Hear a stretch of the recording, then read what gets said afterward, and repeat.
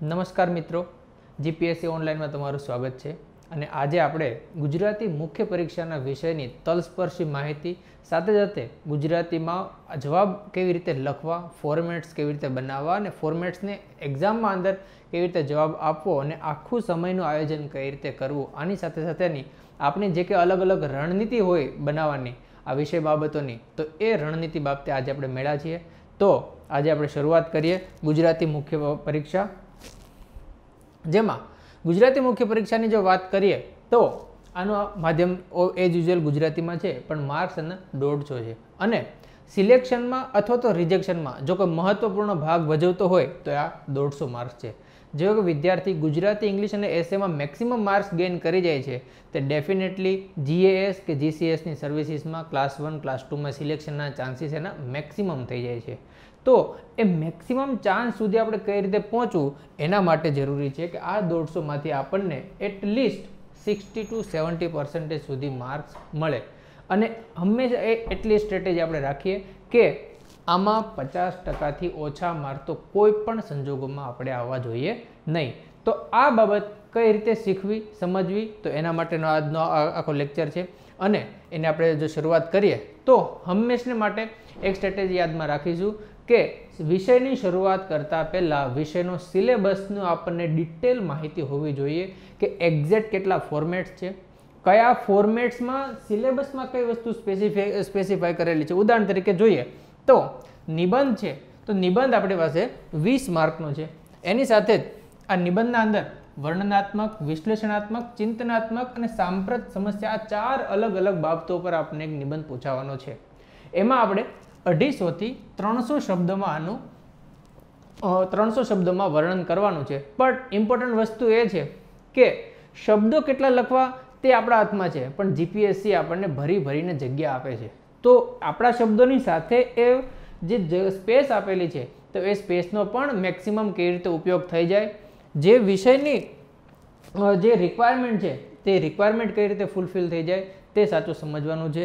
अने ए आपणे ध्यानमां राखवानुं छे कि निबंधना विषयमां खास वर्णनात्मक, विश्लेषणात्मक, चिंतनात्मक और सांप्रत समस्याओं आधारित निबंध होय। तो आपणे ज्यारे निबंध करता होईए तो दरेक बाबत उपरना अलग अलग निबंधों स्पेसिफिकली आपणी पासे होवा जोईए। तो आ सिलेबसना अकोर्डिंग टू निबंध बनाववानी स्ट्रेटेजी थई। हजू एक एक फॉर्मेट आपणे डिटेल में डिस्कस करीशुं, परंतु आ एक्जामनी प्रिपरेशन है एनी शुरुआत हमेशा सिलेबस थी थाय, एटला माटे हूँ तमने सिलेबस अहीं आगळ आपणे जोई रह्या छीए। त्यारबाद बीजो मुद्दो है ते विचार विस्तार है। 3 अलग अलग पंक्तिओ आपवामां आवशे अने ए 3 पंक्तिमांथी 2 पंक्ति लखवानी छे। हालमां ज एकाउंट ऑफिसरनी जे एक्जाम गई तो एमां थयुं एवुं कि पंक्तिओ तो 3 हती परंतु लखवानुं मात्र 1 कीधेलुं हतुं। तो क्यारेक आवुं थई शके छे, बट एने जो आपणे साइड मेटर गणीए तो आपणा माटे 3 मांथी 2 पंक्ति आपणे लखवानी छे। एनी डिटेल में आपणे पण आगळ वात करीशुं। त्यारबाद छे संक्षेपीकरण, गद्य समीक्षा, औपचारिक भाषण।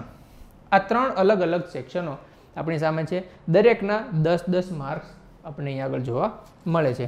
त्यारबादनी जो आगळनी वात करीए तो पत्रलेखन, चर्चापत्र, पत्रलेखन, चर्चापत्र अने दृश्य आलेखन।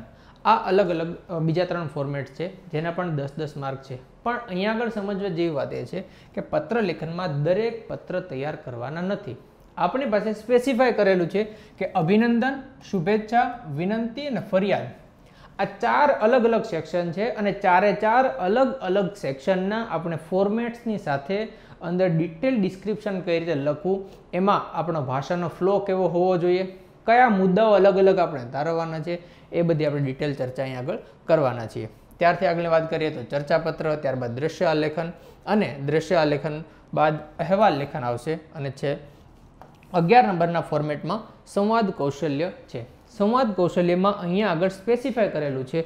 नंबर 1 जूथ चर्चा, नंबर 2 सभानुं कामकाज, पाणी, कृषि, आरोग्य, सफाई अने शिक्षणने लगती समस्याओ। खास मुद्दो ए छे के अहीं आगळ समस्याओनी स्पेसिफिकेशन करेलुं छे। तो आपणे जे कंई संवाद कौशल्य हशे ते आ अलग अलग मुद्दाओने आधारित हशे अने त्यारबादनुं छेल्लुं छे ते आ भाषांतर। तो ओवरऑल जोईए तो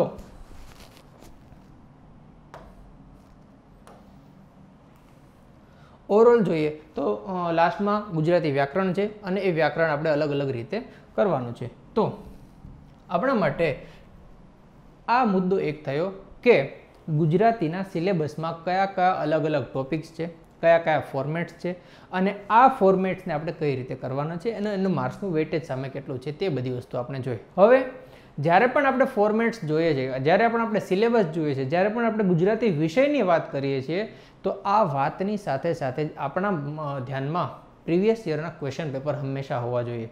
કેમ તો કે પ્રીવિયસ યરના ક્વેશ્ચન પેપર અને એને અકોર્ડિંગ ટુ લખાયેલા લાસ્ટ યરના જે ટોપર્સ છે તે, તો એમના આન્સર એ આપણા માટે દીવાદાંડી સમાન કામ કરે છે. કારણ કે એમને આ જ આન્સર લખવા બદલ કેટલા મેક્સિમમ માર્ક્સ મળ્યા હતા, એ લોકો શું વિચારે છે, આપણે શું વિચારીએ છીએ, આ બધી વસ્તુ સમજવા માટે આપણા માટે પ્રીવિયસ યરના ક્વેશ્ચન પેપર જોવા જરૂરી છે. તો અહીંયા આગળ હું તમને પ્રીવિયસ યરના ક્વેશ્ચન પેપરની એક આછી ઝલક બતાવું છું. ડિટેલમાં આપણે આગળ ચર્ચા કરતા નથી. જ્યારે એક ફોર્મેટ અલગ અલગ ચાલશે ત્યારે એક ફોર્મેટ દીઠ એની આપણે ચર્ચા કરીશું. તો અહીં આગળ એની જસ્ટ ઝલક તમને બતાવું છું કે ભારતીયતા અંગેની મારી સમજ, ધીસ ઇઝ ધી લેટેસ્ટ એસે કે જ્યાં ગુજરાતી ફોર્મેટમાં પૂછાયો હતો. તો એ રીતના અલગ અલગ બધા એસે છે. તો હજુ જો આગળ વાત કરીએ તો ત્યારબાદ છે આ વિચાર વિસ્તાર, ત્યારબાદ છે આ ગદ્યખંડ. ગદ્યખંડના અલગ અલગ આ રીતે પૂછે છે અને જીપીએસસીના હંમેશના માટે ફેવરિટ એવા સુરેશ જોશીને એ લોકો ખૂબ મહત્ત્વ આપે છે. તો આપણા માટે આ સમજવું જરૂરી છે કે એમની બુદ્ધિ સુધી આપણી બુદ્ધિ નજીક કેટલી સુધી પહોંચી શકે છે. કદાચ બુદ્ધિ ના પહોંચે તો કંઈ નહીં, પણ આનો જે પ્રશ્ન જે છે તેના જવાબ આપણે સારી રીતે લખી શકીએ. બસ આટલું શીખીએ તો આપણે સુરેશ જોશીના જે કંઈ ફકરા પૂછવામાં આવ્યા છે એમાં આપણને સફળતા મળશે અને મેક્સિમમ માર્ક્સ આપણને મળશે. ત્યારબાદ અલગ અલગ એમના પ્રશ્નો છે, ત્યારબાદ અલગ અલગ ફોર્મેટ્સ. ઉદાહરણ તરીકે આ વખતે અમૂલે જે રિમોટ સેન્સિંગ સેટેલાઇટ ટેકનોલોજી ને બધો અલગ અલગ કરાર કર્યા હતા, તો એના ઉપરનું ઉદ્બોધન તૈયાર કર્યું હતું. પ્રશ્ન એ થાય કે શું આ જીએસનો પ્રશ્ન છે કે ભાઈ ગુજરાતી ફોર્મેટનો પ્રશ્ન છે? તો આ સમજવા માટે જ ખાસ આ વિડીયો લેક્ચર સિરીઝની જરૂર છે. ત્યારબાદ આગળ વાત કરીએ તો નિવેદન, અને એ નિવેદનમાં પણ ખાસ વન અને પર્યાવરણ વિભાગના મંત્રાલય દ્વારા જે વિશ્વ ઓઝોન દિવસ કહી શકાય કે આ એન્વાયરમેન્ટનો સેક્શન છે, બટ એન્વાયરમેન્ટના સેક્શન સિવાય પણ અહીંયા આગળ ગુજરાતીના સેક્શનમાં પણ આવા પ્રશ્નો પૂછાઈ શકે છે. તો એ પ્રશ્ન છે, તો એ પણ અલગ અલગ રીતે સમજવાનો છે. એવી રીતે જોઈએ તો આ અલગ અલગ ફોર્મેટ્સ આ આપણને પૂછેલા છે. ત્યારબાદ આ છે દ્રશ્ય આલેખન. તો દ્રશ્ય આલેખનમાં સરસ મજાનું આટલું મોટું દ્રશ્ય આલેખન કરીને આપણને આપ્યું છે અને પૂછેલું છે કે 10 માર્કમાં આપણને સારામાં સારી રીતે આપણને સમજાવવાનું છે. તો આ સ્તંભાલેખનું દ્રશ્ય આલેખન થયું. ત્યારબાદ મુલાકાતનો અહેવાલ છે. જીપીએસસીને ફેવરેટ એ હંમેશા કોઈની મુલાકાતનો ક્યાં તો પછી કોઈ અકસ્માત હશે તો એનો આના અહેવાલ પૂછવા જીપીએસસીને ખૂબ ગમે છે. તો આ આવ્યો છે આ મુલાકાતનો અહેવાલ. ત્યારબાદ ચર્ચાનો સંવાદ છે આ. તો હજુ આગળ વાત કરીએ એનાથી તો આ અનુવાદ કરવાનું છે અને એ અનુવાદને આધારે જો વાત કરીએ છેલ્લે લાસ્ટમાં ગ્રામર છે. અને આ વખતનું ઓવરઓલ પેપર એવું ગણી શકાય કે એવરેજ થી થોડું ઉપર હતું. બહુ ટિપિકલ પણ ન કહી શકાય, બહુ ઇઝી પણ ન કહે, પણ એવરેજથી થોડું ઉપર હતું. ને આમાં મેક્સિમમ રાઇટિંગ પ્રેક્ટિસની આપણી ખૂબ જરૂર છે. સાથે સાથે જીએસની શાર્પ તૈયારી એ પણ આ પેપર માગી લે એવું આ રીતનું પેપર હતું. તો એનાથી આગળ જો જે 2018-19માં જે એક્ઝામ લેવાય હતી એના પેપરની વાત કરીએ તો ડિટેલમાં આગળ ચર્ચા કરતા નથી, પણ એનો તમને હું ઝલક બતાવું છું કે આ રીતે એક આખો વિચાર વિસ્તાર આપણને પૂછવામાં આવે છે. તો આ વિચાર વિસ્તાર એમાં અલગ અલગ આ 3 કડીઓ છે અને એમાંથી આપણે કોઈ પણ 2 પંક્તિ લઈ અને આપણે એનું આખો વિચાર વિસ્તાર કરવાનો છે અને ખૂબ સારી રીતે આપણે સમજાવી શકાય એવાના અંદર પ્રયત્ન કરવાનો છે. ત્યારબાદ સંક્ષેપીકરણ છે અને સંક્ષેપીકરણમાં આ લાસ્ટ ટાઈમ પણ સ્વામી સચ્ચિદાનંદ જીનો જે ફકરો હતો તે અમને આખો પૂછેલો હતો. તો આમાં ગીતાના સંદેશની સાથે સાથે સારામાં સારી રીતે સમજાવી શકાય તેવાના અંદર સ્કોપ હતો. તો એ લાસ્ટ ટાઈમનું પેપર હતું. હજુ આગળ જો વાત કરીએ તો અલગ અલગ ફોર્મેટ છે, ઔપચારિક ભાષણ, અને એમાં પણ ખાસ કે ભારતે આંતરરાષ્ટ્રીય સ્તરની અનેકવિધ રમતોમાં લગતી 71 દેશમાંથી આમંત્રિત કરવાની કોમનવેલ્થ ગેમ્સ ને એ બધી બાબતોમાં આપણને આખું એમણે ઉદ્બોધન અને એ બધી વસ્તુ પૂછી હતી. તો એ આપણે કઈ રીતે કરવું તે ખાસ આપણે સમજવાનું છે. ત્યારબાદ જો આગળ વાત કરીએ તો લાસ્ટ ટાઈમમાં આ રીતનું કોષ્ટક હતું. આ જીપીએસસી જે એક્ઝામ ગઈ ત્યારે વખતે સ્તંભાલેખ હતું. તો આનું અલગ અલગ રીતે આપણે એનાલિસિસ અને આકલન કરવાનું છે. તો એ આ બધી બાબતો હતી. હવે એક એક પ્રશ્નો લેતા નથી, બટ જનરલાઇઝ જો વાત કરીએ તો આ બંને પેપર એને આગળનો આપણો સિલેબસ, તો આ ત્રણેય પરથી આપણે કઈ વસ્તુ ધ્યાન રાખવાની છે. સૌથી મોટી વાત કે આપણે મેક્સિમમ માર્ક ક્યાંથી મળે, બસ આટલું જ યાદ રાખવાનું છે. 3 કલાકની અંદર મેક્સિમમમાં મેક્સિમમ આપણે કેવી રીતે લખી શકીએ અને એમાંથી જે આન્સર શીટ જે ચેક કરવાના છે એમને આપણા પેપરમાં કઈ રીતે મજા આવે, બસ આટલું જ ધ્યાન રાખવાનું છે. બાકી વધારે પડતો આપણામાં વિચારવાની કોઈ જરૂર નથી. અને એમાં સૌથી જો કોઈ લાભદાયી હોય, જો કોઈ દીવાદાંડી તરીકે જો કાર્ય કરતું હોય તો એ છે ટોપર્સ કોપી. આ એટલા માટે છે કે જીપીએસસી એ પ્રશ્ન પૂછેલો છે, એના પરથી ટોપર શું સમજેલા છે ને એના પરથી જે ઇવેલ્યુએટર છે એમને કઈ રીતે ખબર પડી છે અને મેક્સિમમ માર્ક એમણે કઈ રીતે આપ્યા છે કે જેથી કોઈ શ્રીમાન એ ટોપ કર્યું છે અને જીએએસ કેડરમાં એમનું સિલેક્શન થયું છે. તો આપણા માટે એક સમજવું ખાસ જરૂરી છે કે એમણે કયો ટોપિક પસંદ કર્યો હતો, એ ટોપિકને કેવી રીતે એમણે ઇલેબોરેશન કર્યું હતું, એ આપણા માટે ખાસ સમજવું જરૂરી છે. એટલા માટે ટોપર્સ કોપી આપણે સિલેક્ટ કરીશું. અને એક એવું નહીં કે એક જ ટોપર્સની કોપીમાંથી આપણે 13 સેક્શન આપણે લઈએ, એવું નહીં. અલગ અલગ પેપર જોવાના છે. એ પેપર ઉપરથી જે સેક્શનમાં ઉદાહરણ તરીકે પત્રલેખન હોય તો પત્રલેખનમાં કોને મેક્સિમમ માર્ક્સ મળેલા છે એવી 5 અલગ અલગ કોપી આપણે લેવાની છે. એ કોપીનો એક બંચ બનાવવાનું છે અને એ બંચ આપણા પત્રલેખનના ફોર્મેટ માટે એક દીવાદાંડી તરીકે કામ કરશે. તો આ છે આપણી સ્ટ્રેટેજી. એની સાથે આ વાત કરીએ તો નિબંધના વિષયની પસંદગી. ટોપરે કયો નિબંધનો વિષય પસંદ કર્યો છે અને એના પર એમણે શું લખ્યું છે, પરંતુ સાથે સાથે એ પણ જોવાનું છે કે બાકીના વિષય કયા હતા ને શા માટે પસંદ ન કર્યા, એમાં શું એવું થઈ શકે કે જેના કારણે એ વિષય પસંદ એમણે ન કર્યા.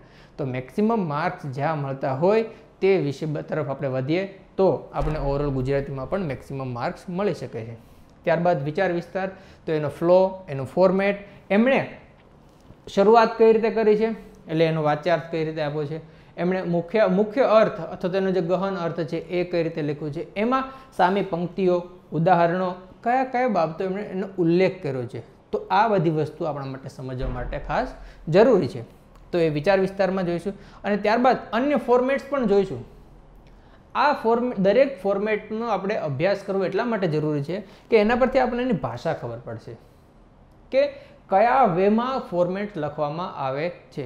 ઉદાહરણ તરીકે નિવેદનની ભાષા કેવી હોવી જોઈએ, ચર્ચાપત્રની ભાષા કેવી હોવી જોઈએ, પત્રલેખનની ભાષા કેવી હોવી જોઈએ, અને સંક્ષેપીકરણ કરીએ છીએ તો એમાં આપણી ભાષા કેવી રીતે હોવી જોઈએ, અને છેલ્લે કે ગદ્ય સમીક્ષા લખીએ છીએ તો એમાં આપણું ઇલેબોરેશન કરવાની આપણી ક્ષમતા કેવી હોવી જોઈએ. તો આ બધું સમજવા માટે આપણે ભાષાને સમજવી ખૂબ જરૂરી છે. એના પછીની વાત કરીએ, મોસ્ટ ઇમ્પોર્ટન્ટ, કે આપણે આવડતું હોય ત્યારે શું પેપર લઈશું અને એમાં આપણે મેક્સિમમ ફોર્મેટ એવા છે કે જે આપણને આવડે છે કે આમ આપણે ખૂબ સારું લખી શકીએ છીએ. તો આપણને ખબર જે આવડે છે તો હવે આમાં સ્ટ્રેટેજી કઈ રીતની. પરંતુ આપણે એવું તો નથી કે બધા સ્વામી વિવેકાનંદ હોય, એવું તો નથી કે આપણને બધી જ વસ્તુની ખબર હોય કે આપણે દરેક પ્રશ્નોના જવાબ આપી શકીએ. બની શકે કે ક્યારેક અચાનક એવો કોઈ પ્રશ્ન આવ્યો હોય કે જે આપણે વાંચ્યો ન હોય અને આપણે હવે એનો ફોર્મેટ લખવાનો થયો અને જવાબ લખવાનો થયો, તો આપણને ન આવડતું હોય ત્યારે આપણે શું કરવાનું છે તે સમજવા માટે આ વિડીયો લેક્ચર અને આ સિરીઝની ખૂબ જરૂર છે. અને છેલ્લે જો વાત કરીએ તો કે પાના ભરવા, કારણ કે જીપીએસસી માટે દરેક પ્રશ્ન ઉપર લખે છે કે આટલા શબ્દોની મર્યાદામાં, બરાબર વાત છે કે શબ્દોની મર્યાદામાં લખવું છે, પરંતુ એની સામે સામે પાનાની પણ મર્યાદા આવે છે. જ્યારે જીપીએસસી પાનાની મર્યાદા મૂકીને 2 પેજ 3 પેજ આપવાનું જ્યારે શરૂઆત કરે છે તો આપણા માટે હવે એ જ સમજવાનું છે કે પાના મેક્સિમમ ભરાઈ જાય, શબ્દોની આપણે લિમિટેશનમાં રહીએ અને એ મુજબ આપણા અક્ષર અને આપણી ભાષાનો ફ્લો રહે. તો આ ત્રણેયનું બેલેન્સ કઈ રીતે થાય તો એ બેલેન્સ આપણે શીખવાનું છે. અહીંયા આગળ કોઈ એક્સ્ટ્રા કે કોઈ ફાલતુ વાત નથી કરવાની, પણ પાના ભરવાની કળા, ઇટ મીન્સ એમણે આપેલી જગ્યા, આપણી પાસે રહેલું કન્ટેન્ટ અને ઉપર લખેલા 150 થી 200 શબ્દો કે 200 થી 300 શબ્દોની જે મર્યાદા છે, તો આ મર્યાદામાં રહીને મેક્સિમમ કામ કેવી રીતે કરી શકાય, તો એ સમજવાની અહીંયા આગળ ગુજરાતી વિષયમાં ખાસ જરૂર છે. તો એ અલ્ટિમેટ થયું આ ટોપર્સની કોપી. હવે ગુજરાતી ભાષાના એક ફોર્મેટ્સની વાત કરીએ, ડિટેલમાં જઈએ કે એમાં અંદર કઈ કયા વસ્તુની બેઝિક ડિમાન્ડ છે, આપણે એને કઈ રીતે એપ્રોચ કરવાનો છે અને એના કયા કયા અલગ અલગ સેક્શન્સ આવે છે. તો એ સેક્શન દીઠ આપણે વાત કરીએ તો સૌ પ્રથમ જો ફોર્મેટની વાત કરીએ તો એ છે આપણો નિબંધ. નિબંધ અહીંયા આગળ 250 થી 300 શબ્દોમાં પૂછાય છે અને એ 20 ગુણ આપણને અપાવે છે. જો ગુજરાતી ભાષાના પેપરની અંદર મેક્સિમમ માર્ક્સ જો કોઈ હોય તો આ નિબંધ છે અને ત્યારબાદ બીજું છે વ્યાકરણ. આ બંને મેક્સિમમ માર્ક અપાવનારા આ ટોપિક છે. જો સારામાં સારો નિબંધ આપણે અટેમ્પ્ટ કરીએ તો એ નિબંધના અંદર 20 માંથી 12 થી 15 માર્ક્સ મળવાની સંભાવનાઓ છે અને ઇન કેસ જો કોઈ એવરેજ પણ અટેમ્પ્ટ કરે તો એને 9 થી 10 માર્ક તો એને મિનિમમ મળી શકે એવી સંભાવના છે. તો આપણી પાસે 10 થી લઈ અને 15 માર્ક સુધી પહોંચવાનો અહીંયા આગળ સ્કોપ છે અને એ ખૂબ સારામાં સારી આ તક આ નિબંધ આપણને આપે છે. એના આગળ વાત કરીએ તો નિબંધમાં આપણી સામે 4 થી 5 અલગ અલગ મુદ્દાઓ હશે અને એમાંથી આપણે એક વિષય ઉપર આપણે નિબંધ લખવાનો છે. તો અહીંયા આગળ પ્રશ્ન થાય કે વિષયની પસંદગી કઈ રીતે કરવી. તો એમાં ખાસ ધ્યાન રાખવાનું કે બંધારણ આધારિત કોઈ નિબંધ હોય, કારણ કે ભારતની અંદર કોન્સ્ટિટ્યુશનલ સર્વોચ્ચતા જે છે, સુપ્રીમસી છે, તો એ આપણને બંધારણ સારામાં સારું માર્ગદર્શન આપી શકે. તો જ્યારે આપણે બંધારણ આધારિત કોઈ વિષયની પસંદગી કરીએ છીએ તો એ આપણને ખૂબ સારામાં સારી રીતે એવિડન્સ બેઝ આર્ગ્યુમેન્ટ કરવા માટે આપણને મદદરૂપ થાય છે. તો એટલા માટે બંધારણને આધારિત વિષય પસંદ કરવો અને સૌથી પહેલી પ્રાયોરિટી આપી શકાય. ત્યારબાદ બીજું છે તે કરંટ અફેર્સ આધારિત છે. એટલા માટે કે કરંટ અફેર્સ આપણો એક વિષય પણ છે, જીએસનો પણ એક વિષય છે અને આપણને એમાં ડિફરન્ટ ડાયમેન્શનમાં આપણને બધી ખબર હોય છે. તો એ સમજાવવા માટે આપણા માટે ખૂબ સરળતા રહે. તો એટલા માટે કરંટ અફેર્સ આધારિત. ત્યારબાદ કે ડાયમેન્શન્સ આપી શકાય ને એવો નિબંધ પસંદ કરવો. ઉદાહરણ તરીકે સામાજિક, આર્થિક, રાજકીય કે કોઈ અન્ય અથવા તો કોઈ અલગ અલગ સેક્ટરના ડાયમેન્શન આપણે આપી શકીએ, અલગ અલગ સમયમાં એની અલગ અલગ રજૂઆત કરી શકીએ. તો આવા ડાયમેન્શન આપી શકાય એવા નિબંધ આપણે પસંદ કરી શકાય. અને છેલ્લે કે જેમાં આપણે પોતાના વ્યૂ રજૂ કરી શકીએ. ઉદાહરણ તરીકે આ વખતનો જે નિબંધ હતો તો ભારતીયતા અંગેની મારી સમજ. આ એક જસ્ટ ઉદાહરણ તરીકે છે, બીજા વિષય પણ લઈ શકાય, પણ આ એક ઉદાહરણ તરીકે જો વાત કરીએ તો એમાં આપણે બંધારણનો મુદ્દો પણ લખી શકીએ, નાગરિકતા વિશે બધા અલગ અલગ જે છે, ત્યારબાદ મૂળભૂત અધિકારો, ફરજો અને ત્યારબાદ અલગ અલગ જે હાલમાં કરંટ અફેર્સમાં જે ચાલી રહ્યું છે તે બધા સેક્શનને આપણે આના અંદર ઇન્ક્લુડ કરી શકીએ છીએ. ત્યારબાદ એના અલગ અલગ ડાયમેન્શન્સ પણ લખી શકીએ અને છેલ્લે કે આપણો પોતાનો વ્યૂ કેવો છે એ વ્યૂ પણ એના અંદર લખી શકાય છે. તો જ્યારે આવો વિષય કોઈ પૂછાતો હોય તો આપણે દરેક ડાયમેન્શનને આપણે એના અંદર ઇન્ક્લુડ કરી શકીએ છીએ. તો બની શકે તો બંધારણ બેઝ આપણે નિબંધ પસંદ કરવાની ટ્રાય કરવાની.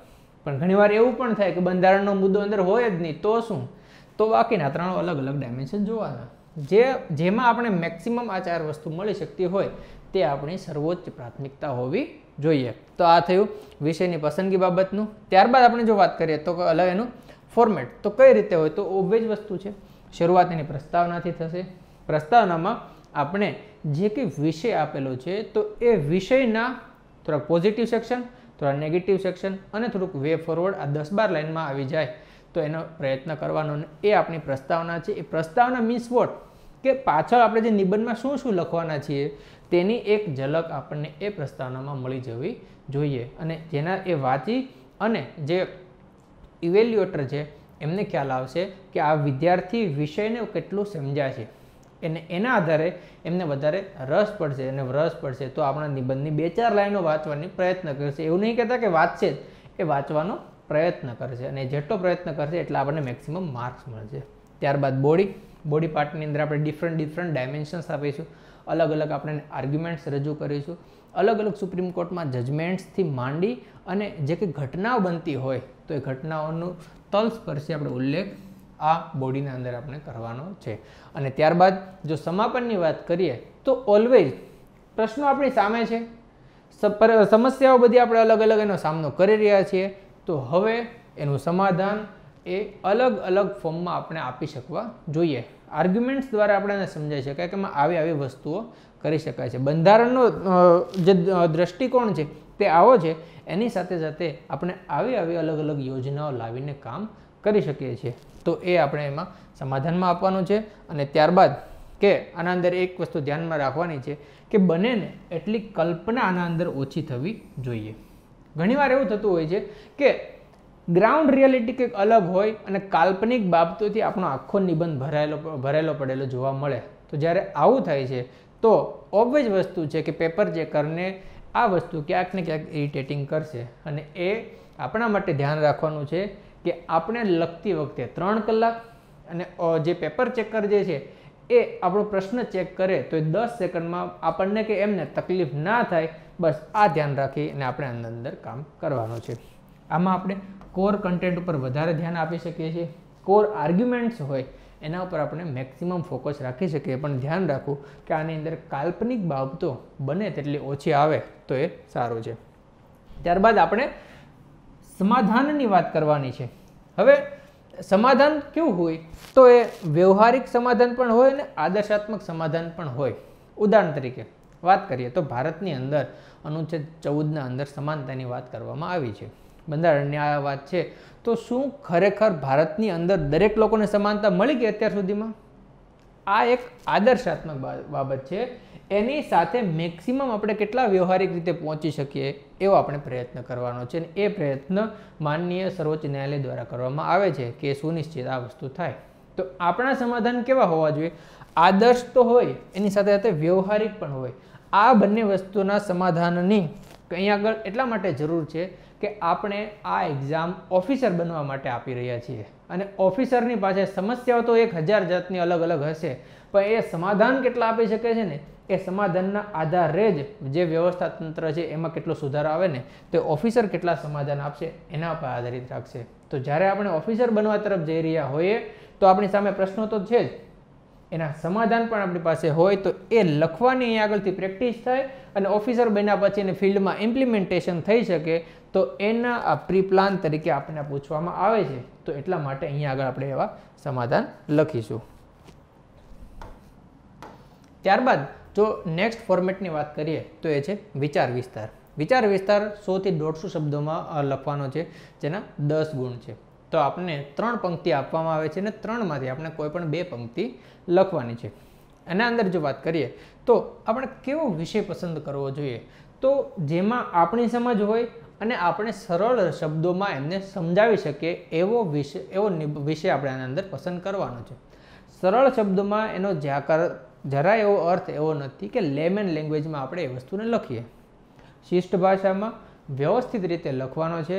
પણ સુરેશ જોશી જેવી ભાષા જેવો ઉપયોગ કરે છે, નો ડાઉટ એમની ભાષા ખૂબ સમૃદ્ધ છે, પણ એ સમૃદ્ધિ સુધી હજુ કદાચ આપણને પહોંચતા વાર લાગતી હોય તો હાલમાં આપણે શું છીએ, એ પછી આપણે 3 કલાકમાં શું છીએ, આ બધું ધ્યાનમાં રાખી અને આપણે સરળ શબ્દોમાં સમજાઈ શકાય તેવો આપણે વિષય અહીં આગળ પસંદ કરવાનો છે. એના ફોર્મેટની જો વાત કરીએ તો શરૂઆતમાં આવશે વાચ્યાર્થ. વાચ્યાર્થ એટલે કે મેં પંક્તિ વાંચીને એના પરથી મને કયો અર્થ સમજ પડી. તો પ્રસ્તુત પંક્તિ દ્વારા કવિશ્રી શું કહેવા માગે છે એની બેઝિક ટર્મ્સ આપણે આના અંદર આપવાની છે. ત્યારબાદ આવશે બીજો છે તે મુખ્યાર્થ. એમાં આપણે અલગ અલગ ઇલેબોરેટ કરવાનું છે. એ જે કહેવા માગે છે એને હું મારા ઉદાહરણ દ્વારા, મારી કહેવતો દ્વારા આ પંક્તિને કેવી રીતે સમજાવી શકું, તો એવી સામેની પંક્તિ આપણે એના અંદર લખવાની છે. આમાં આપણે ઉદાહરણ પણ આપી શકીએ છીએ. અને છેલ્લે ભાવાર્થ, કે આ પંક્તિ વાંચ્યા પછી એમાંથી મને શું બોધ મળે છે, તો એ બોધ કયો છે એ અહીંયા આગળ આપણે લખવાનો છે. અને આ રીતે એના ફોર્મેટને આખું લાઈન કરવાની છે. અને છેલ્લે કે આપણે આના અંદર અંડરલાઈન કરવાની છે. તો વાચ્યાર્થના અમુક જે કી વર્ડ્સ હોય એના અંદર, મુખ્યાર્થ છે એના કીવર્ડના અંદર, અને ભાવાર્થ છે તો એના કીવર્ડના અંદર અંડરલાઈન કરી અને આપણે જે પેપર ચેકર છે એના માટે થોડી વસ્તુ ઇઝી કરી આપવાની છે કે જેથી એ ઇઝી થાય તો ભાવાર્થ વાંચીને છેલ્લે આપણે 10માંથી એટલીસ્ટ બંનેનો સરવાળો થઈ અને 7 માર્ક સુધી આપણે પહોંચી શકીએ. બસ આટલું જ કામ આપણે આના અંદર કરવાનું છે. આનાથી આગળ જો વાત કરીએ તો એ પછીનું ફોર્મેટ છે તે સંક્ષેપીકરણ.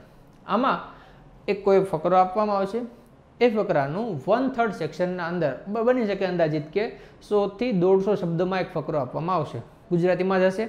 એના 1/3 સેક્શનમાં આપણે એનું સંક્ષેપીકરણ કરવાનું છે અને એને આપણે 10 માર્ક્સ મળવાના છે. તો જોઈએ કે એને આપણે કઈ રીતે અટેન્ડ કરવાનું છે. તો સૌ પ્રથમ કે એ ફકરો શું કહેવા માગે છે એનો આપણે હાર્દ સમજવું ખૂબ જરૂરી છે. હાર્દ સમજવું ઇટ ડઝન્ટ મીન્સ કે આપણે અડધો કલાક સમજીએ, આપણે એ સમજવાનો છે. ઇટ મીન્સ કે એનાથી ઉપર ફટાફટ એનું આખું રીડિંગ કરવાનું છે. ને શેના વિષય છે, ટોપિક કયો પકડે છે, તો એ કોર કોન્સેપ્ટ આપણે પકડવાનો છે. અને ત્યારબાદ હવે એને પેરીફરીમાં આપણો આખો આન્સર ડ્રો થશે. એમાં જેટલી પણ વધારાની માહિતી આપેલી હોય એને રિમૂવ કરવાની. એમાં અલગ અલગ ઉદાહરણો દ્વારા રજૂઆત કરવામાં આવી છે કે આ પક્ષીઓ છે, ત્યારબાદ વન છે, ત્યારબાદ અલગ અલગ નદીઓ છે, તો કોઈ પ્રાકૃતિક દ્રશ્યને લઈને આપેલી હોય, ત્યારબાદ કોઈ ઘટના હોય તેની સામે બીજા અલગ અલગ ઉદાહરણો આપેલા હોય, ત્યારબાદ કોઈ કવિશ્રીએ લખેલું હોય તો એમના અલગ અલગ જે એક્સપિરિયન્સ થયા હોય તો એના આધારિત અલગ અલગ એમને ઉદાહરણ લખ્યા હોય, તો આ બધા ઉદાહરણને આપણે દૂર કરવાના છે. એમાં એમણે જે દલીલ અને આર્ગ્યુમેન્ટ્સ અલગ અલગ રજૂ કરી હોય તો આ બધી બાબતોને પણ આપણે એમાંથી દૂર કરી દેવાની છે. અને ત્યારબાદ હવે શું બચ્યું તો એ જે ઓરિજિનાલિટી જે છે તે થશે આપણું સંક્ષેપીકરણ. અને એ સંક્ષેપીકરણને આપણે પોતાના શબ્દોમાં લખવાનું છે. અહીંયા આગળ ખાસ ઇમ્પોર્ટન્ટ થિંગ એ છે, ઘણીવાર વિદ્યાર્થીઓ શું કરતા હોય છે કે જે ફકરામાં આપેલું છે ઉપરની 3 લાઇનમાંથી એક લાઇન અને વચ્ચે વચ્ચેના શબ્દો ઉપાડી અને એને ફટાફટ જે ફકરાના જે શબ્દો છે એ જ શબ્દોમાં લખી દેવામાં આવે. તો બને ત્યાં સુધી ધ્યાન રાખવાનું છે કે આપણે આપણા પોતાના શબ્દો લખવાના છે. આપણે સંક્ષેપીકરણ કર્યું છે અને ખૂબ સરળ ભાષામાં સમજાય જાય એ રીતે આપણે અહીંયા આગળ એનો ઉપયોગ કરવાનો છે. ત્યારબાદ કે નીચે લખી શકાય કે આશરે કેટલા શબ્દોમાં આ સંક્ષેપીકરણ કરવામાં આવ્યું છે. તો એક્ઝામિનરને સમજવામાં સારું પડે કે ભાઈ 160 શબ્દોમાં પૂછવામાં આવ્યું હતું અને એ ઉપરથી આપણે અંદાજે કેટલા શબ્દોમાં આને લખીએ છીએ, તો એ આશરે શબ્દોમાં આ રીતે નીચે લખી શકાય છે. ત્યારબાદ ગદ્ય સમીક્ષાની વાત કરીએ તો ગદ્ય સમીક્ષામાં અહીંયા આગળ 5 પ્રશ્નો છે અને એના આપણે જવાબ આપવાના છે ને આપણને 10 ગુણ એના ઉપરથી મળવાના છે. તો ગદ્ય સમીક્ષામાં પણ ખૂબ સરસ મજાનો એક ફકરો આપવામાં આવેલો હશે અને એમાંથી આપણે અલગ અલગ પૂછેલા પ્રશ્નોના જવાબ આપવાના છે. સૌ પ્રથમ વસ્તુ એ છે કે લેખકનો દ્રષ્ટિકોણ શું છે, બસ આ આપણે ખાસ સમજવાનું છે. દ્રષ્ટિકોણ ઇટ ડઝન્ટ મીન્સ કે આપણે જે સંક્ષેપીકરણમાં સમજાતા એ રીતે આખું સમજીએ એવું સમજવાની અંદર કોઈ જરૂર નથી. અહીંયા આગળ જે જરૂર છે તે પ્રશ્ન શું પૂછેલો છે એ પ્રશ્નને સેટિસ્ફાય કરવા માટે લેખકે કયા શબ્દો વાપરેલા છે, એમાં આપણે કયા શબ્દો વાપરી શકીએ છીએ અને આની સાથે જ જે પ્રશ્નની જે ડિમાન્ડ છે તે કેવી રીતે સારામાં સારી રીતે આપણે ફૂલફિલ કરી શકીએ. બસ જો આટલું સમજી શકાય તો એ આપણી ગદ્ય સમીક્ષા અહીંયા આગળ પૂરી થશે. તો એ લેખકના શબ્દો, આપણા પોતાના શબ્દો અને આથી સરળ ભાષામાં આપણે એને સમજાવવું છે. અહીંયા આગળ વાત એ થાય કે આ પ્રશ્નનો જવાબ કેટલો લાંબો હોવો જોઈએ, કારણ કે ત્યાં આગળ પાનાની લંબાઈ વધારે છે. તો 4 થી 5 લાઇનમાં આપણે પ્રશ્નનો જવાબ લખી શકીએ છીએ. જે ડિમાન્ડ છે તે ડિમાન્ડ પૂરી થઈ જાય, એની સાથે થોડુંક ઘણું પેરિફરલમાં પણ બાબતોને આપણે લઈ શકીએ અને આપણે પોતાના શબ્દોમાં આપણે એને લખવાનો છે, જેથી પ્રશ્નની ડિમાન્ડ પૂરી થશે, પાનાની પણ જે ડિમાન્ડ રિક્વાયરમેન્ટ છે એ પણ આપણી પૂરી થશે અને ખૂબ સારામાં સારી રીતે ખૂબ લખી શકાય છે. ત્યારબાદ કે 2 પાના ભરાઈ જાય તો આના માટે 2 પાના આપણે ખાસ ભરવાના છે. તો ખાસ એ યાદ રાખવાનું છે કે એવું ન બને કે આપણે દરેક પ્રશ્નના અંદર મેક્સિમમ કન્ટેન્ટ આપવા માંડીએ, કારણ કે આવું કરીશું તો આપણે લખવાનો આપણી પાસેથી મેક્સિમમ સમય જશે અને આવું જ્યારે થશે તો છેલ્લે આપણને સમય ઘટશે, કારણ કે આપણે 3 જ કલાકમાં પેપર લખવાનું છે. તો એ ધ્યાન રાખવાનું છે કે વધુ લખવું ન પડે અને બહુ ઓછું ન લાગે, તો આ બંનેની વચ્ચે આપણું રહે અને શબ્દોની સાઇઝને આપણે સિલેક્ટ કરી અને જે કંઈ જગ્યા છે ભરાઈ જાય. બસ આ રીતે આપણે સ્ટ્રેટેજી બનાવવાની છે અને આ રીતે આપણે એનો જવાબ લખવાનો છે. કારણ કે ઘણીવાર બનશે એવું કે ગદ્ય સમીક્ષાની અંદર જવાબ તો ખબર હશે, જવાબ લખી દઈશું, નીચે જગ્યા વધશે તો દરેક પ્રશ્નમાંથી સાહેબશ્રી અડધો માર્ક ઘણીવાર ઓછો કરી દેતા હોય. આવું આપણને ટોપર્સની કોપીમાંથી જોવા મળ્યું છે. તો તો એ જે જોવા મળ્યું છે તે આપણામાં રિપીટ ન થાય બસ એટલા માટે આ વસ્તુ કરવાની જરૂર પડે છે, બાકી આ વસ્તુની જરૂર નથી. પણ ખાસ ધ્યાનમાં એ પણ રાખીએ કે આપણે સ્પર્ધાત્મક પરીક્ષામાં તૈયારી કરી રહ્યા છીએ, નહીં કે કોઈ પ્રોફેસર માટે. ઓકે, ત્યારબાદ જો નેક્સ્ટ ફોર્મેટની વાત કરીએ તો એ છે ઔપચારિક ભાષણ અથવા તો પત્રકાર પરિષદ. એ આપણને 150 શબ્દોમાં લખવાનું છે ને આપણને 10 ગુણો એના અંદરથી આપણને મળવાના છે. તો એમાં શરૂઆત જે છે તે આપણે ઉદ્બોધન, આભાર કે પછી સંબોધનના માધ્યમથી કરી શકીએ છીએ.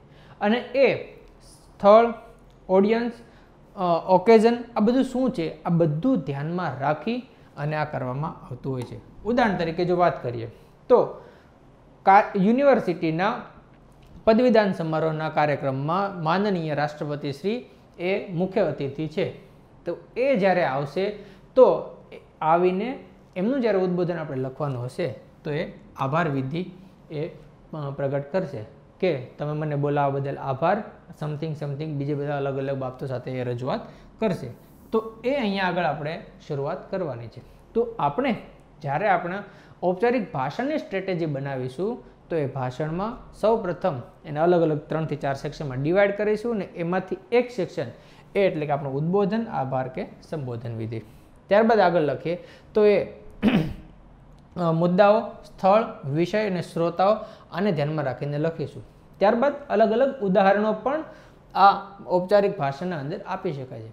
એટલા માટે માનો કે ઉદાહરણ તરીકે લઈએ તો રાષ્ટ્રપતિ શ્રી જ્યારે રક્ષા શક્તિ યુનિવર્સિટીનો જો પદવીદાન સમારોહ હોય અને એમાં હાજર રહ્યા હોય તો એમના અલગ અલગ કઈ કઈ એક્ટિવિટીઝ કરવામાં આવી રહી છે, એ દેશને કઈ કઈ રીતે ઉપયોગી થઈ રહી છે, અથવા તો રાષ્ટ્રપતિ શ્રી જ્યારે એનસીસીના કોઈ સ્ટુડન્ટ હોય તો એમાં તેમને કઈ કઈ અલગ અલગ ટ્રેનિંગ મળી છે. તો અહીંયા ઉદાહરણ તો આપશે પરંતુ પોતાની જાતને અહીંયા લિંક પણ કરશે, પોતાને લિંક કરશે. તો અલ્ટિમેટ થશે શું કે આ જે કંઈ ઘટના છે, જે કે પ્રસંગ છે, તો એ પ્રસંગમાં એક નવો મુદ્દો ઉમેરાશે અને રાષ્ટ્રપતિ શ્રી પોતામાં લિંક્ડ છે એ આપણને અંદરથી મેસેજ મળશે. તો એટલા માટે ઉદાહરણ પણ આપણે એના અંદર આપી શકીએ છીએ. પછી જો આગળ વાત કરીએ તો સમાપન તરફ જઈએ તો એમાં ભવિષ્યાત્મક બાબતો એના અંદર આપવામાં આવે છે અને એમાં ભવિષ્યાત્મક બાબતો એટલે શું કે કંઈક કરી શકાય, કંઈક આમાંથી કન્ક્લુડિંગ રિમાર્ક્સ નીકળે, એને ફિલ્ડમાં ઇમ્પ્લિમેન્ટેશન કરી શકાય અને એ ઇમ્પ્લિમેન્ટેશનથી કંઈક નવું પરિવર્તન આવે, જે હાલની સમસ્યાઓ છે એમાં કંઈ સમાધાન આવે, ક્યાં તો પછી પત્રકાર પરિષદ અને એ બધી બાબતો હોય તો એમાં છેલ્લે ત્યાં આગળ પ્રશ્નોત્તરીનો સેક્શન આવે. પણ એ જોવું જરૂરી છે કે પત્રકાર પરિષદનું એ લખાણ છે કે પત્રકાર પરિષદનું જ આયોજન કરવાનું છે, એ શું લખ્યું છે તે આપણે ખાસ ધ્યાનમાં રાખવાની છે. પણ એની જે ડિટેલ ચર્ચા જે છે તે ચર્ચા આપણે જ્યારે એનું ફોર્મેટ ચાલશે ત્યારે કરીશું. જો નેક્સ્ટ વાત કરીએ તો એ છે પ્રચાર માધ્યમો માટેનું નિવેદન. એ પણ 150 શબ્દમાં અને 10 ગુણમાં લખવાનું છે. સૌથી ઇમ્પોર્ટન્ટ વસ્તુ, પ્રચાર માધ્યમોનું નિવેદન એટલે સરકારશ્રીની કોઈ યોજના, સરકારશ્રીના કોઈ આયોજનો, એમના કોઈ નિર્ણયો, આ નિર્ણયોને વર્તમાનપત્રના માધ્યમથી જનસામાન્ય સુધી પહોંચાડવાની જે કંઈ પ્રક્રિયા છે તો એ પ્રક્રિયાની એક કડી એટલે કે સરકારશ્રીના નિર્ણયો વર્તમાનપત્રને લખવાની જે રીત છે તે રીત આ નિવેદનમાં અંદર આવે છે. તો ખાસ વસ્તુ કે નિવેદનમાં સરકારશ્રી વર્તમાનપત્રને લખીને આ સંબોધન કરે છે તો આની ભાષા હવે કેવી હશે? ઔપચારિક ભાષા છે, ઓબ્વિયસ વસ્તુ છે આ. તો એ જો એના આખા ફોર્મેટની જો વાત કરીએ તો ફોર્મેટના વચ્ચેના સેક્શનમાં વિભાગ, ગુજરાતમાં છે તો વિભાગ હશે, જો ભારત સરકારનું હશે તો ત્યાં આગળ મંત્રાલય હશે, તો નીચે ગુજરાત સરકાર, અહીંયા આગળ ડિટેલમાં લખવાનું છે, જગ્યાના કારણે મેં લખ્યું કે આ ગુજરાત સરકાર છે, ત્યારબાદ કેન્દ્ર સરકાર અને નીચે જાહેર નિવેદન. આ રીતે લખી અને ત્યારબાદ આપણે અલગ અલગ મુદ્દાસર એની શરૂઆત કરી શકીએ છીએ. બોડીના સેક્શનની અંદર આપણે આની ઔપચારિક ભાષાનો આપણે ઉપયોગ કરવાનો છે.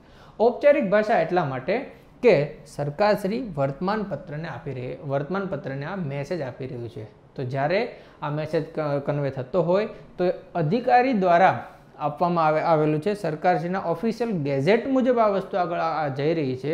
તો એટલા માટે આની ભાષા ઔપચારિક ભાષા હોવી જરૂરી છે. સરકારશ્રી જ્યારે અલગ અલગ નિર્ણયો લીધા હશે તો એ નિર્ણયોના અલગ અલગ બુલેટ પોઈન્ટ્સમાં એમાં આપણે અલગ અલગ રજૂઆત કરી શકીએ છીએ અને એમાં આપણે અલગ અલગ ડાયમેન્શન આપી શકીએ છીએ. ડાયમેન્શનના માધ્યમથી અલગ અલગ આપણે બિગ પિક્ચર આપણે લઈ શકીએ છીએ. ઉદાહરણ તરીકે વનબંધુ કલ્યાણ યોજનાને લગતું જો કોઈ જાહેર નિવેદન રજૂ કરવાનું થાય તો એ વનબંધુ કલ્યાણ યોજનામાં કયા કયા અલગ અલગ ભાગ આવશે, યોજનાના લાભાર્થીઓ કોણ હશે, યોજનાનું ક્રિયાન્વયન કઈ રીતે થશે, આનું ગ્રીવાન્સ રિડ્રેઝલ મિકેનિઝમ કઈ રીતે હશે, અને ત્યારબાદ આખું જો બિગ પિક્ચર લઈએ તો આખો વનવાસી બેલ્ટ જે છે એના અંદર આની મેજર ઇફેક્ટ શું આવશે, ત્યારબાદ બંધારણની જે કંઈ સંકલ્પનાઓ છે એમાં આપણે ક્યાં સુધી પહોંચી શકીશું. તો આ થયું આખું બિગ પિક્ચર.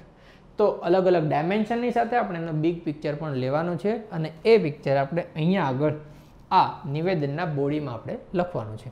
ત્યારબાદ જ્યારે આપણે સમાપન કરીએ ત્યારે ક્રમાંક, તારીખ અને સ્થળ, નામ, હોદ્દો અને વિભાગ, આ 3 વસ્તુ એટલા માટે જરૂરી છે કે ક્રમાંક એટલે કે એ મંત્રાલય અથવા તો વિભાગમાંથી ઓફિશિયલ આઉટવર્ડ થઈ અને બહાર જવાનું છે. તો એટલા માટે એનો જે રેફરન્સ નંબર છે તે રેફરન્સ નંબર અહીંયા આગળ યાદ રહે. એટલે ક્રમાંક, તારીખ અને સ્થળ આ દરેક વસ્તુ યાદ રહે એટલા માટે આ વસ્તુ અહીંયા આગળ લખવામાં આવે છે. ત્યારબાદની જો નેક્સ્ટ વાત કરીએ તો એ છે પત્રલેખન.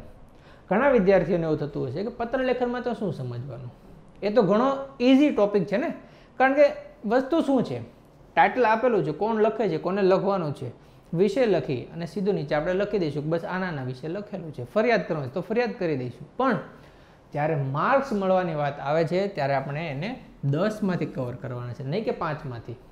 જ્યારે 10 માર્કમાંથી કવર કરવાના હોય અને આપણે એમાં 7 થી 8 માર્ક સુધી આપણે જો લઈ આવીએ તો એ પત્રલેખન આપણા માટે ખરેખર ઉપયોગી છે. અધરવાઇઝ 2 થી 3 માર્ક આવે તો એનો તો કોઈ અર્થ રહેતો નથી, કારણ કે એ આપણા સિલેક્શનના ચાન્સીસને ઘટાડે છે. તો હવે આને અંદર કેવી રીતે આપણે અટેન્ડ કરીશું તે જોઈએ. તો એમાં સૌ ઉપર પ્રેષક, એનું સરનામું, અહીંયા પ્રેષક લખી નીચે અલગ અલગ સેક્શનમાં આપણે લખી શકીએ છીએ. ત્યારબાદ પ્રતિ, કોને આપણે લખવા જઈ રહ્યા છીએ તો એમનું નામ, સરનામું, હોદ્દો અને એ બધી સેક્શન અહીંયા આગળ લખી શકીએ છીએ. ત્યારબાદ કયા વિષયને લગતી આ બધી વાત કરવામાં આવી રહી છે તો એ વિષયનું અહીંયા આગળ ઉલ્લેખન હશે અને નીચે એનું સંબોધન હશે, માનનીય શ્રી કે શ્રીમાન કે મહોદય, અથવા તો જો અનૌપચારિક હશે તો એમાં આવું સંબોધનની કોઈ જરૂર પડશે નહીં. તો એ આપણે ડિટેલના અંદર આપણે ચર્ચા કરીશું.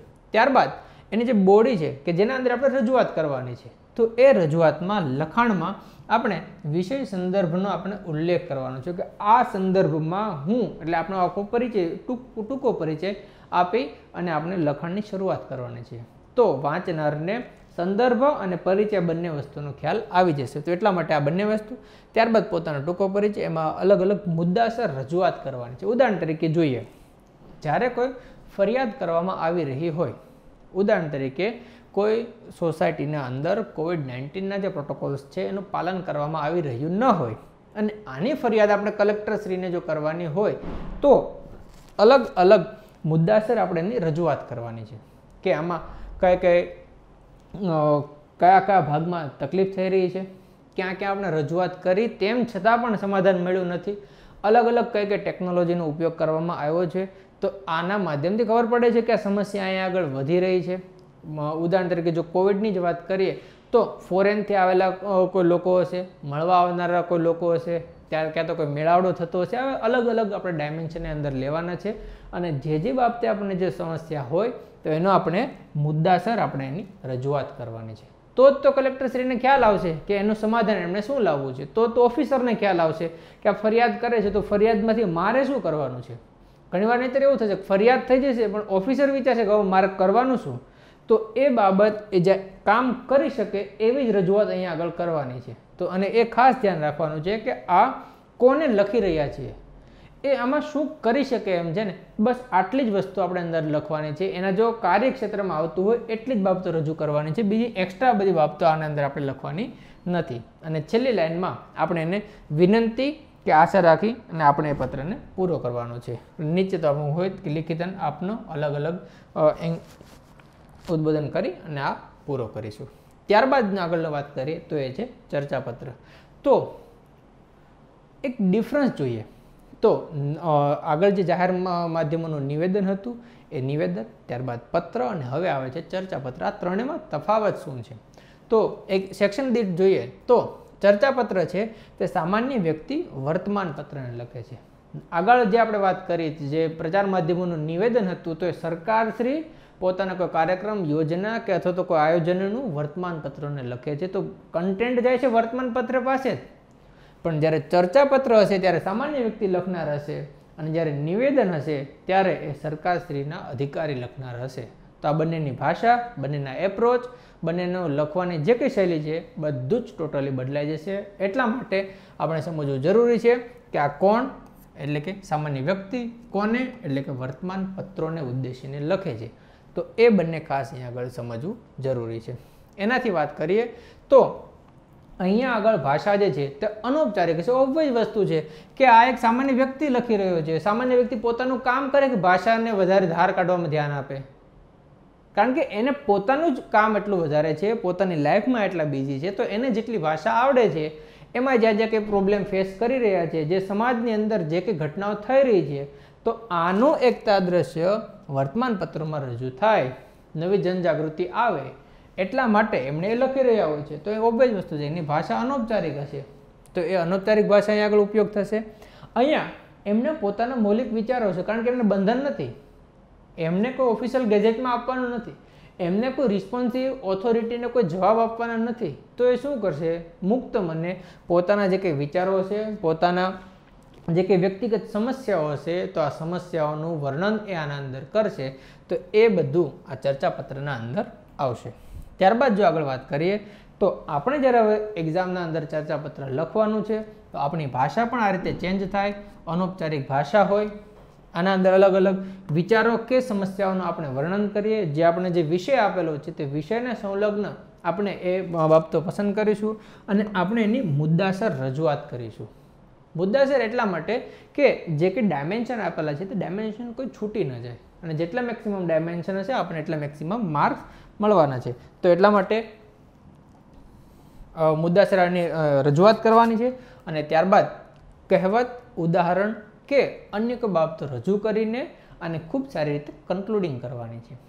કારણ કે જ્યારે કહેવત કે ઉદાહરણ કે આ બધી વસ્તુ આપીએ છીએ તો સાહિત્યના જે લોકો છે જેને આ પેપર ચેક કરવાનું છે એમને પણ ખરેખર મજા આવશે કે જે વિષય પૂછવામાં આવ્યો હતો તો વિષયને લગતી આ કહેવતના માધ્યમથી આ અલગ અલગ રજૂઆત થઈ રહી છે, તો ખરેખર આનું કોઈ સમાધાન આવવું જોઈએ ને એમને લાગે કે વિદ્યાર્થી ખરેખર હોશિયાર છે અને જીએસ કેડરમાં જવા માટે લાયક છે. બસ એ લાયક છે એ કહેવા માટે જ આપણે કહેવતનો અહીંયા આગળ આપણે ઉપયોગ કરવાનો છે. ત્યાર પછી જો આગળ વાત કરીએ તો એ છે દ્રશ્ય આલેખન. તો દ્રશ્ય આલેખનમાં આપણે જેમ પેપરમાં આગળ જોયા હતા તો કોઈ સ્તંભાલેખ હોઈ શકે, ત્યારબાદ કોઈ આલેખ અથવા તો ગ્રાફ કે ચાર્ટ કે કોઈ હોઈ શકે, કોઈ પાય ચાર્ટ હોઈ શકે, કોઈ ડાયાગ્રામ હોઈ શકે. તો એના મદદથી આપણે કેવી રીતે એને સમજીએ છીએ તો એ બધી બાબતો, એના તારણો અને એ બધી વસ્તુ આપણે એના અંદર લખવાની છે. પણ લખવાનું કેવી રીતે છે ને બસ આ જ ઇમ્પોર્ટન્ટ છે.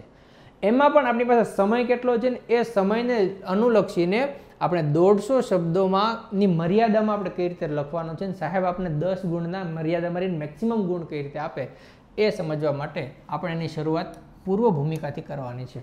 પૂર્વ ભૂમિકા ઇટ મીન્સ વોટ, કે જે કે આખો આલેખ આપેલો છે તો આલેખ શું છે, એમાં કેટલા સેક્શનનું ને સાંકળવામાં આવ્યો છે અને એમાં કઈ કઈ બાબતો છે ને એનું બેઝિક તારણ એ પણ આની અંદર આવી જાય એવી આપણી પૂર્વ ભૂમિકા, નાની એવી પૂર્વ ભૂમિકા આપણે એના અંદર હોવી જોઈએ. તો એમાં આપણે સામાન્ય તારણો આપવાના છે. ત્યારબાદ આપણે એના અંદર વિગતવાર આપણે એના અલગ અલગ તારણો આપવાના છે. ઉદાહરણ તરીકે આપણે બે જે ગ્રાફ હશે તે બે ગ્રાફની સરખામણી કરી શકીએ, કોણ વધારે છે કોણ ઓછું છે. ત્યારબાદ સૌથી વધુ કયું છે, સૌથી ઓછું કયું છે.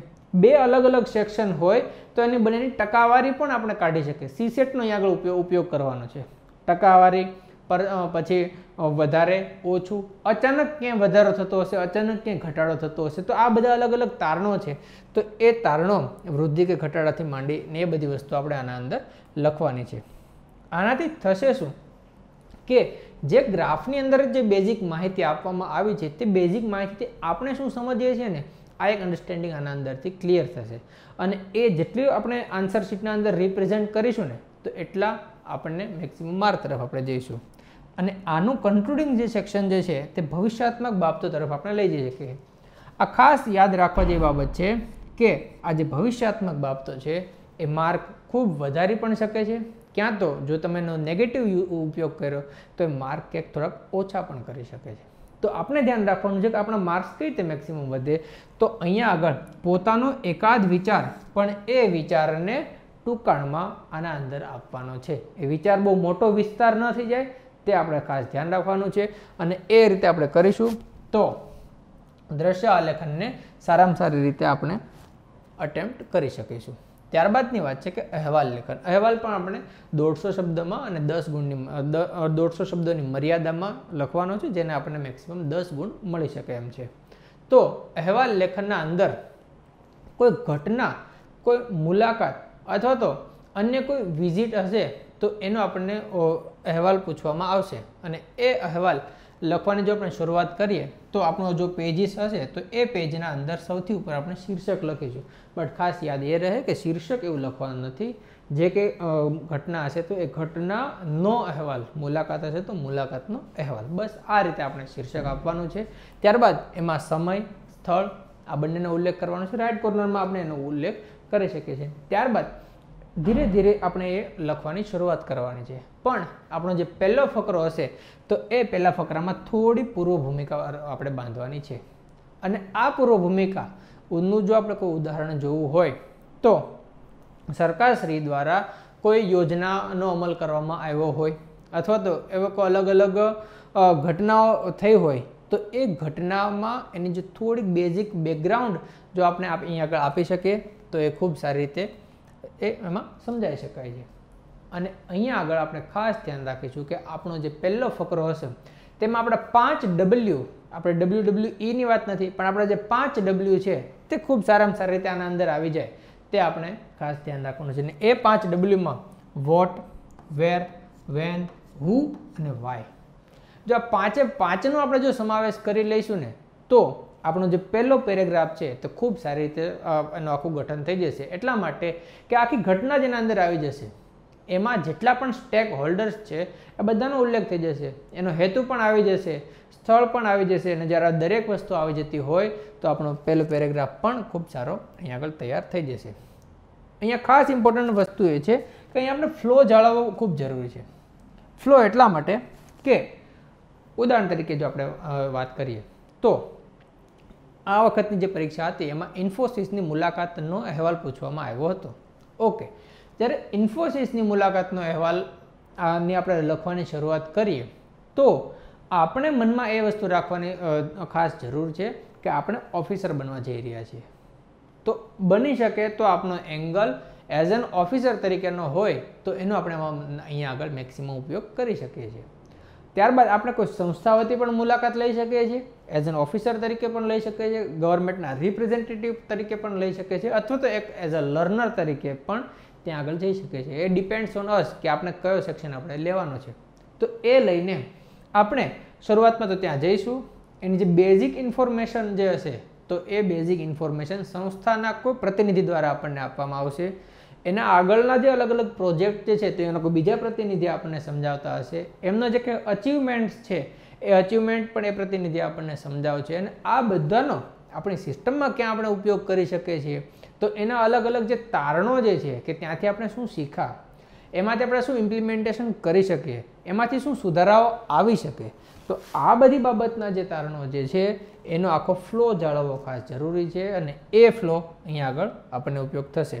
અને અહીંયા આગળ આપણે આપણા પોતાના અવલોકનોને પણ રજૂ કરવાનો છે. હંમેશા મિત્રો એક વસ્તુ યાદ રાખીએ કે ભલે આ વાત ફોર્મેટની હોય કે ભલે આ વાત ગુજરાતીની હોય, હંમેશા આપણે ઓફિસર બનવા જઈ રહ્યા છીએ તરફની આપણી ગતિ છે તો આપણે કામ કેટલું મેક્સિમમ કરી શકીએ, કેટલામાં સારા સમાધાન આપી શકીએ. જો આ સમાધાનને તરફનો આપણો જો દ્રષ્ટિકોણ હશે તો મને લાગે છે કે અહીંયા આગળ આપણને મેક્સિમમ માર્ક્સ મળશે, અને ખરેખર જીપીએસસીને પણ આ વસ્તુ ગમશે. તો એટલા માટે અહીંયા આગળ આપણે આપણા પોતાના અવલોકનોને રજૂ કરવાના છે. ત્યારબાદ જો નેક્સ્ટ વાત કરીએ તો એ છે સંવાદ કૌશલ્ય. પ્રશ્ન એ થાય કે જીપીએસસીને સંવાદ કૌશલ્ય આવી બધી પૂછવાની જરૂર શું છે? શું આપણે કોઈ ડાયલોગ રાઇટિંગની કોઈ પ્રેક્ટિસ માટે જઈ રહ્યા છીએ? શું આપણે કોઈ થિયેટરના દિશામાં જઈ રહ્યા છીએ? શું આપણે કોઈ પત્રકાર તો જે ફિલ્મ જે ઉદ્યોગ છે એ તરફ જઈ રહ્યા છીએ? ના, આપણી ગતિ ઓફિસર તરફની છે, બટ એ ઓફિસરનું કામ સરકારશ્રીના જે ઉચ્ચ અધિકારીઓ છે એની સાથે, ત્યારબાદ જે સામાન્ય નાગરિકો છે એની સાથે આ બંને વચ્ચે સંકલનની એક કડીના ભાગરૂપે થવા જઈ રહ્યા છે.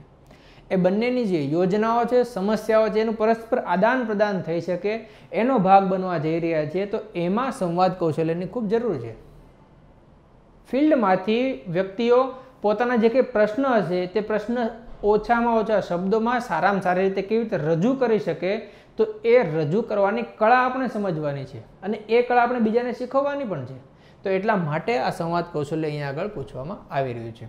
તો સંવાદ કૌશલ્ય થતું હોય તો ઓબેજ વસ્તુ છે કે એમાં પાત્ર હોય તો આપણે ઉપર લખી દઈશું બ્રેકેટ કરીને કે કયા કયા પાત્ર છે. જો શોર્ટ ફોર્મમાં લખવું હોય તો પાત્ર અ શિક્ષક તરીકે અને પાત્ર બ એ વિદ્યાર્થી તો અથવા તો વાલી, આ રીતે લખીને આપણે કરી શકીએ છીએ. અને અબ કરીને પણ લખી શકીએ છીએ, ક્યાં તો પછી માતા પિતા અને શિક્ષક, માતા પિતા અને શિક્ષક, આ રીતે પણ આપણે ફ્લો આખો રાખી શકીએ છીએ. તો આ થઈ આપણા પાત્રો. એનાથી આગળની જો વાત કરીએ તો જ્યારે પણ આપણે કોઈ બીજા સાથે વાત કરવા જઈ રહ્યા હોઈએ તો શરૂઆતમાં આપણે એનું અભિવાદન કરીએ, હેલો, કેમ છો, મજામાં, અલગ અલગ ડાયમેન્શનમાં આપણે એની સાથે વાત કરીશું. બટ અહીંયા આપણી પાસે શબ્દોની મર્યાદા છે, ત્યારબાદ સમયની મર્યાદા છે. આ બધું ધ્યાનમાં રાખી અને આપણે આ અભિવાદન પણ મર્યાદામાં રહીને કરીએ એ પણ એટલું જ જરૂરી છે. તો જ્યારે કોઈ અભિવાદન કરવામાં આવે તો અભિવાદનના 4 શબ્દો છોડીને ત્યારબાદ તરત જ મુદ્દા પર સીધી રજૂઆત થઈ જાય. કારણ કે એવું નથી કરવાનું કે અભિવાદનમાં 2-4 અલગ અલગ ડાયલોગ ચાલી જાય. હેલો, કેમ છો સર, ત્યાંથી જવાબ આવે મજામાં, ત્યારબાદ પ્રશ્ન પૂછે કે આ બાબતને સંલગ્ન મેં વાત કરવામાં આવે છે, તો બીજા વ્યક્તિ પૂછે હા હા બોલો આગળ, મને થોડો ઘણો ખ્યાલ છે. આવી બધી વસ્તુ આપણે કરવાની નથી. અહીંયા આગળ આપણે સીધા જ અભિવાદન કરીને મુદ્દા પર જવાનું છે. મુદ્દા પર જેટલા ઝડપથી જઈશું એટલા જ ઝડપથી સામેની વ્યક્તિ એટલા મુદ્દા શરૂઆત કરી શકશે અને સારામાં સારું ડાયલોગ રાઇટિંગ થઈ શકશે. અહીંયા આગળ રજૂઆત કરવાની હોય તો રજૂઆતના અલગ અલગ મુદ્દાઓ આપવા જરૂરી છે. એ રજૂઆતના અલગ અલગ કારણો આપવા જરૂરી છે અને એમાં અલગ અલગ શું કામ થઈ શકે એમ છે એ કામ અહીંયા આગળ લખવા જરૂરી છે. ઉદાહરણ તરીકે અત્યારે ઉનાળો ચાલે છે અને હાલમાં પાણીના સંગ્રહ માટે સુજલામ સુફલામ જળ શક્તિ અભિયાન ચાલી રહ્યું છે. આમાં કોઈ ખેડૂત અને કોઈ અધિકારી આ બંને વચ્ચે જો વાત થતી હોય તો આ ડાયલોગ રાઇટિંગમાં ખેડૂતની જે રજૂઆતો છે, અમે એમના ગામના જે સમસ્યાઓનો જે છે એનાથી શું સમાધાન અલગ અલગ આવી શકે એમ છે, તો એ બધીને મુદ્દાસર રજૂઆત કરે, એના અલગ અલગ કારણો આપે કે શા માટે આ બધી વસ્તુ કરવી જરૂરી છે. એમાં ખાસ કે અધિકારીશ્રી એને જણાવે કે આમાં આટલી વસ્તુ કરી શકાય એમ છે, સામે ખેડૂત પણ જણાવે કે આમાં આ વસ્તુઓને આપણે સાથે કરી શકીએ એમ છે. તો જ્યારે કૃતિનો ઉલ્લેખ આના અંદર કરવામાં આવશે તો એ સંવાદ કૌશલ્ય આના અંદર ખૂબ સારામાં સારી રીતે લખી શકાશે. તો એ રજૂઆત, કારણ અને કૃતિ આપવાની છે અને ત્યારબાદ કાર્ય કરવા તરફ દોરી જતું હોય તો એવો પ્લાન, કોઈ એક્શન ઘડવાની છે. ઉદાહરણ તરીકે જો આપણે વાત કરીએ તો દરેક રાજ્યને હાલમાં ખબર છે કે વોટર સ્કેરસિટી ઇન્ડિયામાં મોટો પ્રશ્ન આવી રહ્યો છે. નીતિ આયોગ પણ પોતાનો રિપોર્ટ આપી ચૂક્યા છે કે ભારતની અંદર ભવિષ્યમાં પાણી ઘટશે. બેંગ્લોર તો એનો સામનો કરી જ રહ્યું છે. આવા સંજોગોમાં ગુજરાતને એવો વિચાર આવે છે કે સુજલામ સુફલામ જળ શક્તિ અભિયાનના માધ્યમથી આખા રાજ્યની અંદર વોટર સ્ટોરેજ કેપેસિટી ડેવલપ કરવી જોઈએ. તો બીજા રાજ્યોના આવા વિચાર કેમ ઓછા આવે છે? ત્યાં કેમ આવી યોજનાઓ ઓછી જોવા મળે છે? કારણ કે ગુજરાતની અંદર જે પ્રગતિશીલ વિચારો છે એ વધુ જોવા મળે છે. તો અહીંયા આગળ આવી બધી પ્લાન અને આવી બધી અલગ અલગ યોજનાઓ ઘડાય છે. તો જેમ સરકારશ્રી દ્વારા આવી અલગ અલગ યોજનાઓ ઘડાય છે તો આપણા સંવાદ કૌશલ્યના અંદર આપણે પણ જ્યારે કન્ક્લુડિંગ તરફ જઈ રહ્યા હોઈએ તો કામની વાત કરીશું, એનો પ્લાન કે એને અલગ અલગ એની યોજના ઘડીશું અને આ યોજના આપીશું તો આપણું સંવાદ કૌશલ્ય ખૂબ સારું થશે. અને ત્યારબાદ છેલ્લે આપણે એનું હકારાત્મક સમાધાન આપવાનું છે. સમાધાનની આપણે જ્યારે પણ વાત કરીએ તો પોઝિટિવ વે તરફ આપણે જઈશું તો એ એક્ઝામિનરના પોઈન્ટ ઓફ વ્યૂથી જોઈએ તો એમના મગજના એક સારી પોઝિટિવ ઇમ્પ્રેશન ઊભી કરશે અને આપણા ઇમેજમાં પણ એવું થશે કે મેં આખો સંવાદ કૌશલ્ય લખ્યો છે તો આમાં સારી સારી બાબતો હજી બીજી શું થઈ શકે છે. તો એ લખીએ ત્યારે આપણું સંવાદ કૌશલ્ય દરેક એંગલથી થયું એવું કહી શકાય. હજુ જો આગળ વાત કરીએ તો એ ફોર્મેટમાં આપણું લાસ્ટ ફોર્મેટ છે આ ભાષાંતર. ભાષાંતર પણ 10 ગુણમાં જ છે. તો ભાષાંતર આપણે ઇંગ્લિશ ફકરો આપવામાં આવ્યો છે, એમાંથી આપણે ગુજરાતીમાં એનું ભાષાંતર કરવાનું છે. તો જોઈએ કે એમાં ધ્યાનમાં કઈ બાબતો રાખીશું. તો સૌ પ્રથમ તો વાક્ય બાદ વાક્ય ભાષાંતર કરવું જોઈએ. એટલા માટે કે આપણે આખો ફકરો સમજવાની કોઈ જરૂર નથી. આપણે તો એક વાક્ય આપ્યું છે, આ વાક્યનું ગુજરાતી શું થાય બસ આટલું જ આપણા માટે જરૂરી છે. તો એક વાક્ય લેવાનું, એ વાક્યનું ગુજરાતી કરવાનું તરત મગજમાં, અને એના નીચે આપણે લખી દેવાનું. પણ આમાં ઘણીવાર થાય છે એવું કે ગુજરાતીના જે શબ્દો છે ને એ ઘણીવાર યાદ આવતા નથી. ઘણીવાર એવું થાય કે આપણે ઇંગ્લિશમાં જ શબ્દ સાંભળ્યા હોય. તો ઉદાહરણ તરીકે જોઈએ તો ટિકિટ ઇંગ્લિશમાં જ સાંભળવું હોય, ગુજરાતીમાં આપણને ખબર જ ન, કારણ મૂલ્યપત્રિકા પણ કહેવાય. તો હવે શું કરવું? આવા સંજોગોમાં ટિકિટ લખીને પણ આગળ આપણે વધી શકીએ છીએ. બટ એ ધ્યાન રહે કે ઇંગ્લિશના મેક્સિમમ શબ્દો આના અંદર આવવા જોઈએ નહીં. તો આપણે વાક્ય બાદ વાક્ય આપણે એનું ભાષાંતર કરી શકીએ છીએ. ત્યારબાદની જો આગળની વાત કરીએ તો મોટા વાક્ય ઘણીવાર આપવામાં આવે છે. મોટા વાક્યો એટલે જે ક્વેશ્ચન પેપર છે એની 2 થી 3 લાઈનનો કન્ટિન્યુઅસ લાઈન જ હોય છે. તો ઘણીવાર થાય એવું કે અડધું વાક્ય વાંચીએ ત્યાં સુધી તો બરાબર ચાલતું હોય છે, તો ઓકે આનું આટલું ભાષાંતર થાય. ત્યારબાદનું બીજું અડધું વાક્ય વાંચે, ત્યારબાદ બંને થાય, ઓકે આ બંનેનું આ રીતે લખીશ. પણ જ્યારે ત્રીજો ટુકડો આપણે લેવા જઈએ છીએ ત્યારબાદ આગળનો એક સેક્શન ભૂલાવાની શરૂઆત થાય છે. અને જ્યારે આખું વાક્ય વાંચી રહે ત્યારે પ્રશ્ન એ થાય કે મેં શરૂઆતમાં શું વાંચ્યું હતું.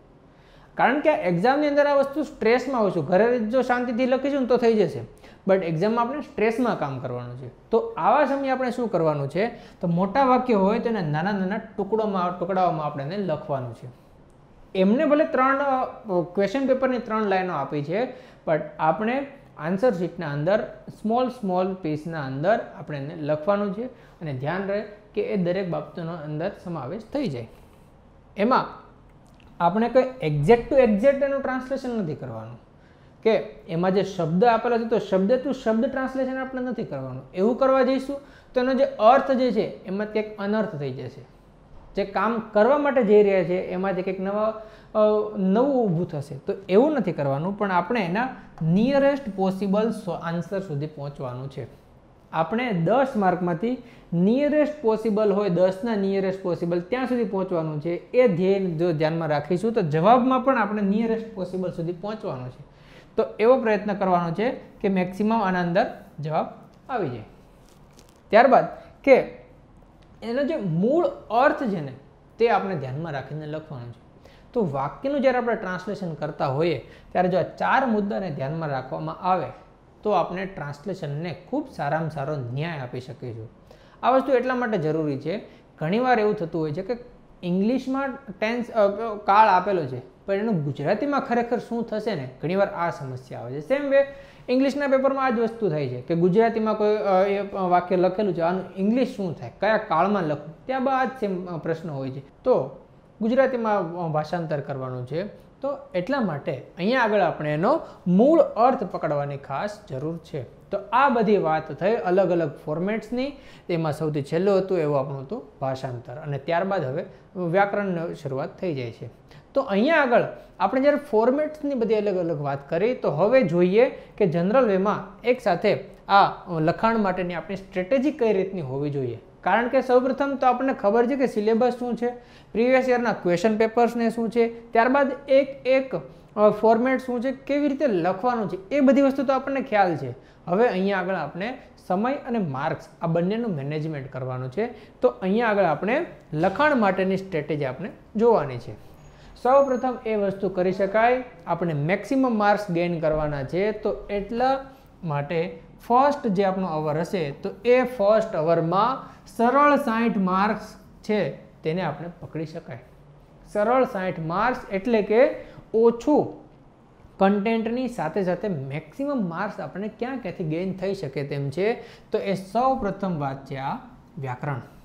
વ્યાકરણમાં 20 માર્ક્સ આપણને મળી શકે છે અને મિનિમમ એટલીસ્ટ લીસ્ટ ટાઈમના અંદર આપણે 20 માર્ક ગેઇન કરી શકીએ છીએ. એવું તો પોસિબલ નથી થતું ક્યારેય કે 20માંથી આપણે 20 માર્ક આવે. બની શકે તો 10 થી 15ની વચ્ચે આપણે મેક્સિમમ પહોંચવાનો આપણે વ્યવહારિક પ્રયત્ન કરવો અહીંયા આગળ જોઈએ. તો એ આપણને 20 માર્કનો સૌપ્રથમ સેક્શન અટેન્ડ કરી શકાય. ત્યારબાદ સાથે સાથે આપણે નિબંધને એઝ અ સેકન્ડ પ્રાયોરિટી આપણે આપી શકીએ છીએ. નિબંધને સેકન્ડ પ્રાયોરિટી શા માટે? કેમ કે આપણું જે મગજ છે તે ખૂબ સારી રીતે વાંચીને ખૂબ ફ્રેશ મૂડમાં અને ખૂબ સારું વિચાર કરી શકવાની ક્ષમતા સાથે આપણે શરૂઆતમાં હોઈએ છીએ. તો આ સારા વિચારો આવી શકે શરૂઆતમાં, તો એ સારા વિચારોના ભાગ સ્વરૂપે આપણે નિબંધને પ્રાયોરિટી આપવી જોઈએ. તો તમે અહીં આગળ જોઈ શકો છો કે 25 મિનિટમાં જો નિબંધ લખીએ અને 10 મિનિટમાં જો વ્યાકરણ પૂરું કરીએ તો 35 મિનિટના અંદર આપણે 40 માર્ક્સનું સેક્શન અટેન્ડ કરી શકીએ છીએ. અને ખાસ એટલા માટે કે 40 માર્ક્સનો જો સેક્શન અટેન્ડ થશે તો એક થોડોક હાશકાર આવશે કે સારામાં સારી બાબત મેં અટેન્ડ કરી લીધી છે, મને માર્ક્સ અહીંયા આગળ મેક્સિમમ મળવાના શરૂ થઈ ગયા છે. અને આમાં જો આપણે એ જે પોઝિટિવ વાઇબ્સ આવશે તો એ આપણને જે નેક્સ્ટ ટોપિક જે છે એમાં અંદરનો ઉપયોગ થશે. કારણ કે અહીંયા આગળ માર્ક્સ ભલે 10 છે પણ અહીંયા આગળ આપણે મેક્સિમમ મિનિટ આપવી જરૂરી છે. કારણ કે 3 અલગ અલગ પંક્તિઓ છે, 3 પંક્તિમાં આપણે વિસ્તૃત લખવા, 3માંથી 2ને આપણે વિસ્તૃતમાં લખવાની છે. તો અહીંયા આગળ વિચારોના મહત્વની સાથે સાથે અહીંયા આગળ લખાણનું પણ મહત્વ વધી જાય છે. તો આથી આપણે આ વિચાર વિસ્તારને નિબંધને પછી રાખેલી છે અને ત્યારબાદ આપણે અલગ અલગ ફોર્મેટ લખવાની શરૂઆત કરી દેવાની છે. અને એ ફોર્મેટમાં સૌ પ્રથમ આપણું ફોર્મેટ એટલે કે આપણે ચર્ચાપત્ર લખવું જોઈએ. અને ધ્યાન રાખવાનું કે આપણે જેટલા માર્ક એટલી મિનિટ, આ ઉપરના 3ને લાગુ નથી પડતું, પણ હવેથી જેટલા માર્ક એટલી મિનિટ, આને કોન્સેપ્ટને લઈને આપણે આગળ વધીશું. તો આપણે જે સમય છે એ સમયબદ્ધ રીતે આપણે આખું પેપર અટેમ્પ્ટ કરી શકીએ. ત્યારબાદનો જે બીજો કલાક જે છે તો આ બીજા કલાકની અંદર પત્રલેખન, તો પત્રલેખન 10 માર્કમાં આપણે 12 મિનિટ, ત્યારબાદ દ્રશ્ય આલેખન એને પણ 10 માર્કમાં 12 મિનિટ, અહેવાલ 10-12, ભાષણ 10 માર્ક અને 12 મિનિટ અને નિવેદન. તો અહીંયા આગળ સમજવાની વસ્તુ એ છે કે ચર્ચાપત્ર લેખા બાદ આપણે અહીંયા આગળ પત્રલેખન લખી રહ્યા છીએ. તો આપણે આ બંને વચ્ચેનો ડિફરન્સ આપણને ખ્યાલ છે, જેથી આપણે ભૂલ ના થાય કે ચર્ચાપત્રનું ફોર્મેટ કયું અને પત્રલેખનનું ફોર્મેટ કયું, ક્યાં તો પછી નિવેદનનું ફોર્મેટ કયું. તો આ ત્રણમાં ભૂલ ના થાય તો એટલા માટે એને આપણે સિક્વન્સમાં લઈ રહ્યા છીએ. ત્યારબાદ દ્રશ્ય આલેખન લખી શકાય એટલા માટે કે દ્રશ્ય આલેખન કમ્પેરેટિવલી ઇઝી હશે. તો જો આની સાથે લખવાનું ટ્રાય કરીશું તો કેવું થશે કે આ 3 લેખા બાદ આપણને થોડુંક અહીંયા રિલેક્સેશન મળશે, માઇન્ડને થોડુંક રિલેક્સેશન મળશે, તો નેક્સ્ટ માટે એનર્જી બૂસ્ટ કરશે. તો એ એનર્જી બૂસ્ટરના ભાગ સ્વરૂપે આપણે આ દ્રશ્ય આલેખન વચ્ચે અહીંયા આગળ રાખી શકીએ છીએ. ત્યારબાદ અહેવાલ લેખન, એમાં આપણે અલગ અલગ ડાયમેન્શન લેવાના છે, ભાષણ છે એમાં આપણે વિચારવાનું છે, અને ત્યારબાદ અહીંયા રાખ્યું છે નિવેદન. આ નિવેદનને પત્રલેખન પછી તરત એટલા માટે નથી રાખ્યું કે ઘણીવાર આમાં કન્ફ્યુઝન થવાના ચાન્સીસ છે.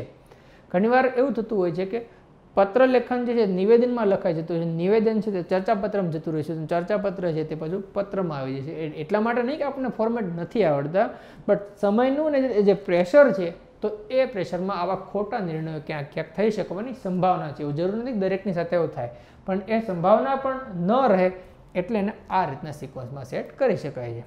ત્યાર પછીનો જો થર્ડ અવર વાત કરીએ તો મોસ્ટ ક્રિટિકલ અવર છે. એક તો ઓલરેડી આપણે 2 કલાકથી લખી રહ્યા છીએ, હાથ અને મગજ બંને એક્ઝોસ્ટ થયા છે, અહીંયા આગળ દુખવાની શરૂઆત થઈ ગઈ છે, મગજમાં પણ થોડું સ્ટ્રેસ આવવાની શરૂઆત થઈ રહી છે. તો હવે આવી સ્થિતિમાં રહીને આપણે ત્રીજો અવર આપણે અટેન્ડ કરવાનો છે.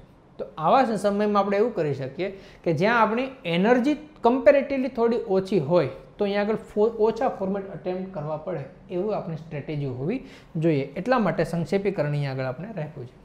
સંક્ષેપીકરણમાં એવું થશે કે જ્યારે કવિ શ્રી નર્મદનું કે પૂજ્ય બાપુનું જો કોઈ ફકરો આપેલો હશે તો કમ્પેરેટિવલી ઓછો વાંધો આવે છે, પરંતુ ત્યાં આગળ સુરેશ જોશી એમનું જો ફકરો આવશે તો મગજના એક નસ ખેંચવાની શરૂઆત કરશે. આ એટલા માટે વાત છે કે સમય ઓછો છે અને આપણે લખવાનું છે. હવે એક તો એ શું કહેવા માગે છે એ સમજતા જ આપણને તકલીફ થઈ જાય છે. 2 થી 3 લાઈન આગળ વધી ત્યારે ખબર પડે કે આગળમાં શું કહેવા માગતા હતા. તો આ બધા પ્રશ્નો એક્ઝામમાં આવે છે. ત્યાં એવું પણ ચાલતું હોય કે હજુ તો થોડા ઘણા ફોર્મેટ બાકી છે, હવે મારે કઈ રીતે અટેન્ડ કરવા. તો આ બધા વિચારો આવતા હોય, આવા વિચારોની વચ્ચે સુરેશ જોશીને વાંચવાના છે. તો આવી સ્થિતિને સારામાં સારી રીતે ટેકલ કરી શકીએ તો 2 કલાકમાં આપણે મેક્સિમમ ફોર્મેટ અટેમ્પ્ટ થઈ ગયા હોય તો મેક્સિમમ માર્ક્સ કવર થઈ ગયેલા હશે. તો એ જોઈને આપણે 2 કલાકમાં આ રીતની સ્ટ્રેટેજી ને ત્રીજા કલાકમાં સંક્ષેપીકરણથી શરૂઆત કરી દઈએ તો એને 10 માર્ક માટે 15 મિનિટ જેટલો આપણો મેક્સિમમ સમય આપણે એને આપીએ. 15 મિનિટ, એનાથી વધારે કદાચ લાગતું હોય તો છોડીને આગળ જતું રહેવાનું. કારણ કે ઘણીવાર એવું થશે કે આપણને લાગે છે કે આનું અટેમ્પ્ટ કરી લો, પણ એ અટેમ્પ્ટ કરવામાં સમય જતો રહે છે.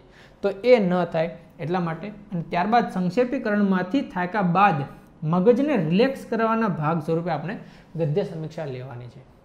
ગદ્ય સમીક્ષામાં આ જ વસ્તુ થશે કે એક એક સેક્શન વાંચતા જઈએ, એક એક પ્રશ્નોનો જવાબ આપતા જઈએ, તો થશે એવું કે મગજ થોડુંક રિલેક્સ થશે. તો આ રિલેક્સેશન મળશે, તો એનો અગેન આપણે ઉપયોગ ભાષાંતરમાં કરી શકીશું. અને છેલ્લે આપણે સંવાદ કૌશલ્ય. એવું જરૂર નથી કે સંવાદ કૌશલ્યને અહીંયા આગળ છેલ્લું જ રાખવું, અહીંયા પણ લઈ શકો છો, આ બંને સેક્શનને અહીંયા પણ લઈ શકાય છે. બટ બને તો એટલી ટ્રાય કરી શકો કે સંક્ષેપીકરણનું સેક્શન છેલ્લા કલાકમાં રહે તો સારું. આમાં ઇન્ટરચેન્જ હોઈ શકે છે, એમાં કોઈ ઇસ્યુ નથી, પણ એવું ના કરી શકાય કે સંક્ષેપીકરણને જ પહેલું લખવાની શરૂઆત એનાથી ન કરી શકાય. બની શકે કે કોઈ બ્રિલિયન્ટ સ્ટુડન્ટ હોય તો એને કોઈ ઇસ્યુ નથી, પણ ઇન જનરલ જો વાત કરીએ તો સંક્ષેપીકરણને છેલ્લા ભાગમાં રાખવું એ સ્વાસ્થ્ય માટે અને ગુજરાતી માટે હિતાવહ છે. ત્યાર પછીની જો આપણે આગળ વાત કરીએ તો કે આપણે આ બધાનો સમય ગણીશું ને, તો આ સમય ગણતા આપણી પાસે છેલ્લે 10 મિનિટ બચે છે. અને એ 10 મિનિટનો આપણે આપણા આખા પેપરનું પાછું રિવિઝન કરી દેવાનું છે. નિબંધમાં કે અંડરલાઇન બાકી હોય તો અંડરલાઇન કરી દઈએ. ક્યાંય એવું લાગતું હોય કે કોઈ માઇનોર છેકછાક થઈ છે, બને તો થવી જ ન જોઈએ, પણ ઇનકેસ કે થઈ છે તો એના માટે આપણે એનો કોઈ અલ્ટરનેટિવ રસ્તો અપનાવી શકીએ. વ્હાઇટનર કે એનો કોઈ અલગ યુઝ કરીને આપણે એ વસ્તુને વ્યવસ્થિત કરી શકીએ. ત્યારબાદ અલગ ફોર્મેટમાં કોઈ વસ્તુ નીચે લખવાની જો રહી ગઈ હોય તો એ ફટાફટ લખી દઈએ.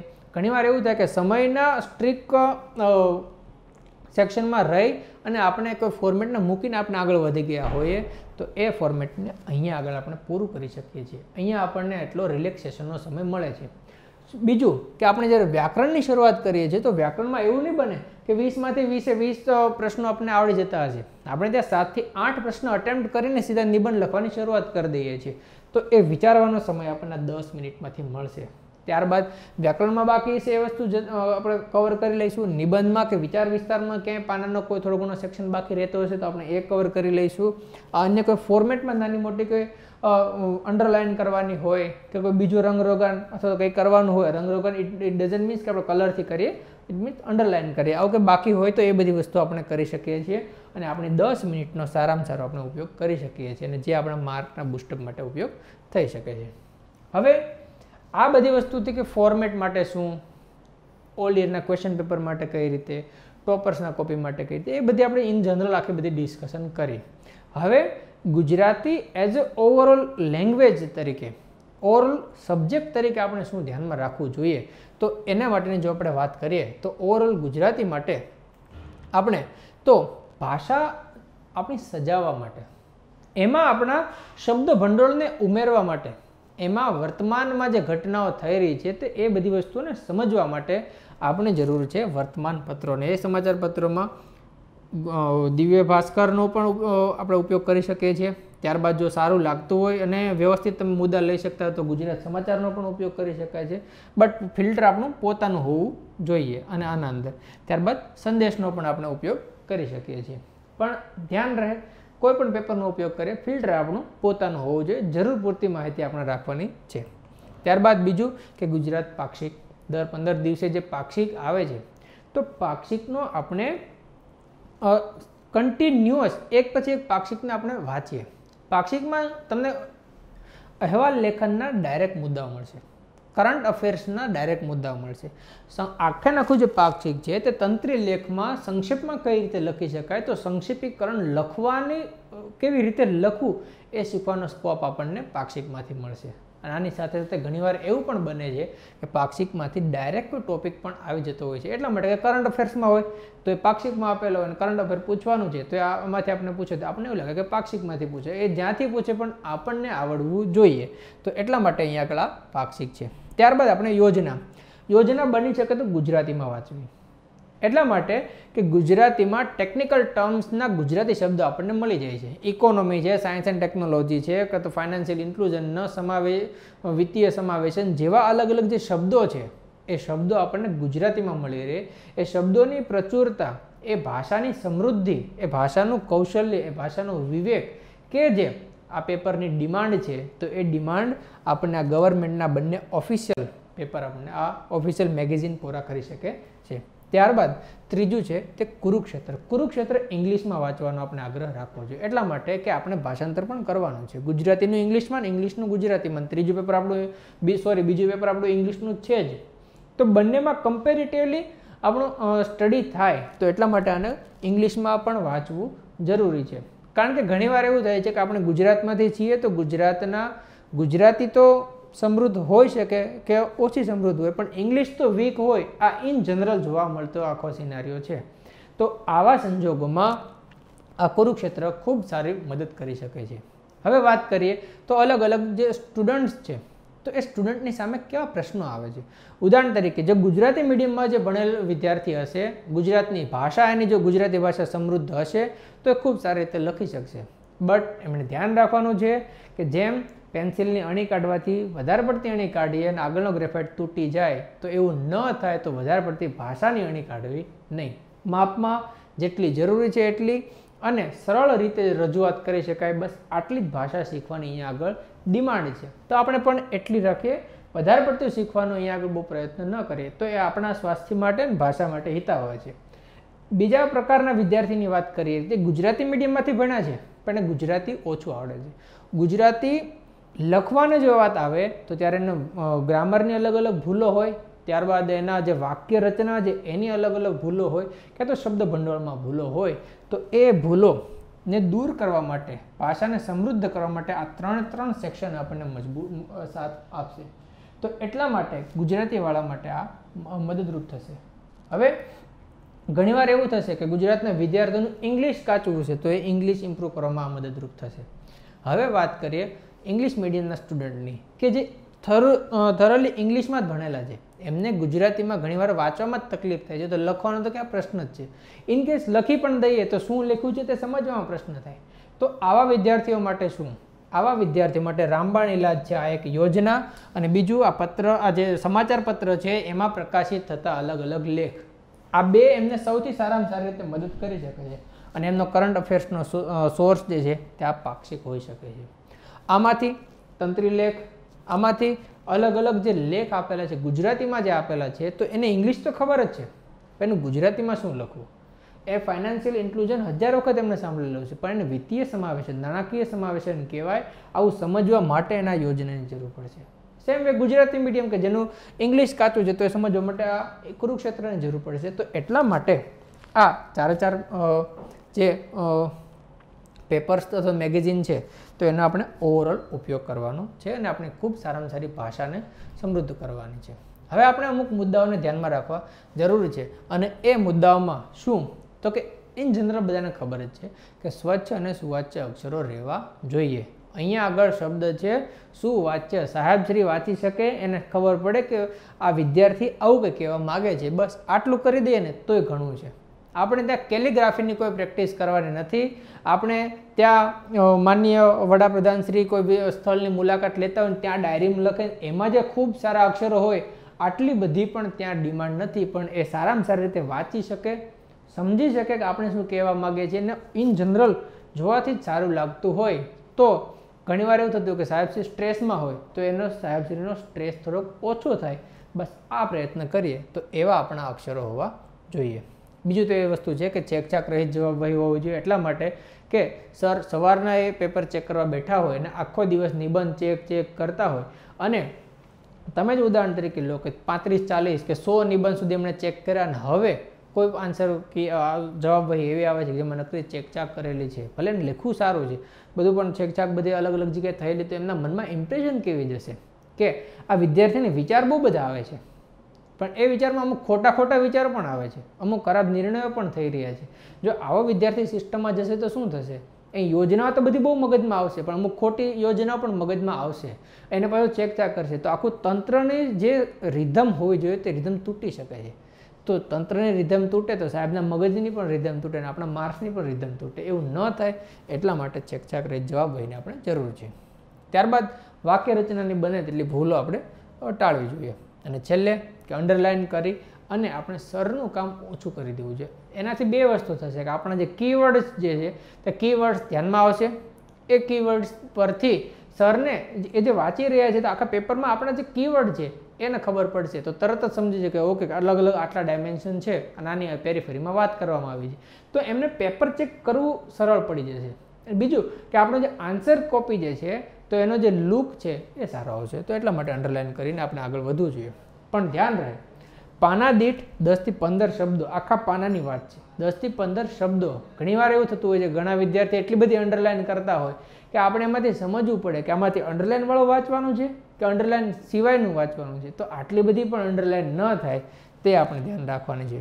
અને બીજું કે અંડરલાઇન જો કોઈની ડાયરેક્ટ સ્ટ્રેટ આવતી હોય તો કોઈ ઇસ્યુ નથી, પણ જો કોઈ એવું હોય કે જેને સ્ટ્રેટ લાઇન ન આવતી હોય તો ફૂટપટ્ટીનો આગ્રહ રાખવો. ઇનકેસ ફૂટપટ્ટીથી ડ્રો કરવામાં આવશે તો એ લાઇન તો સ્ટ્રેટ જ આવશે, તો બની શકે ત્યાં સુધી આનો ફૂટપટ્ટીનો જ ઉપયોગ કરવો. અને ખાસ કે ટાઇટલના નીચે આપણે અંડરલાઇન હોવી જરૂરી છે.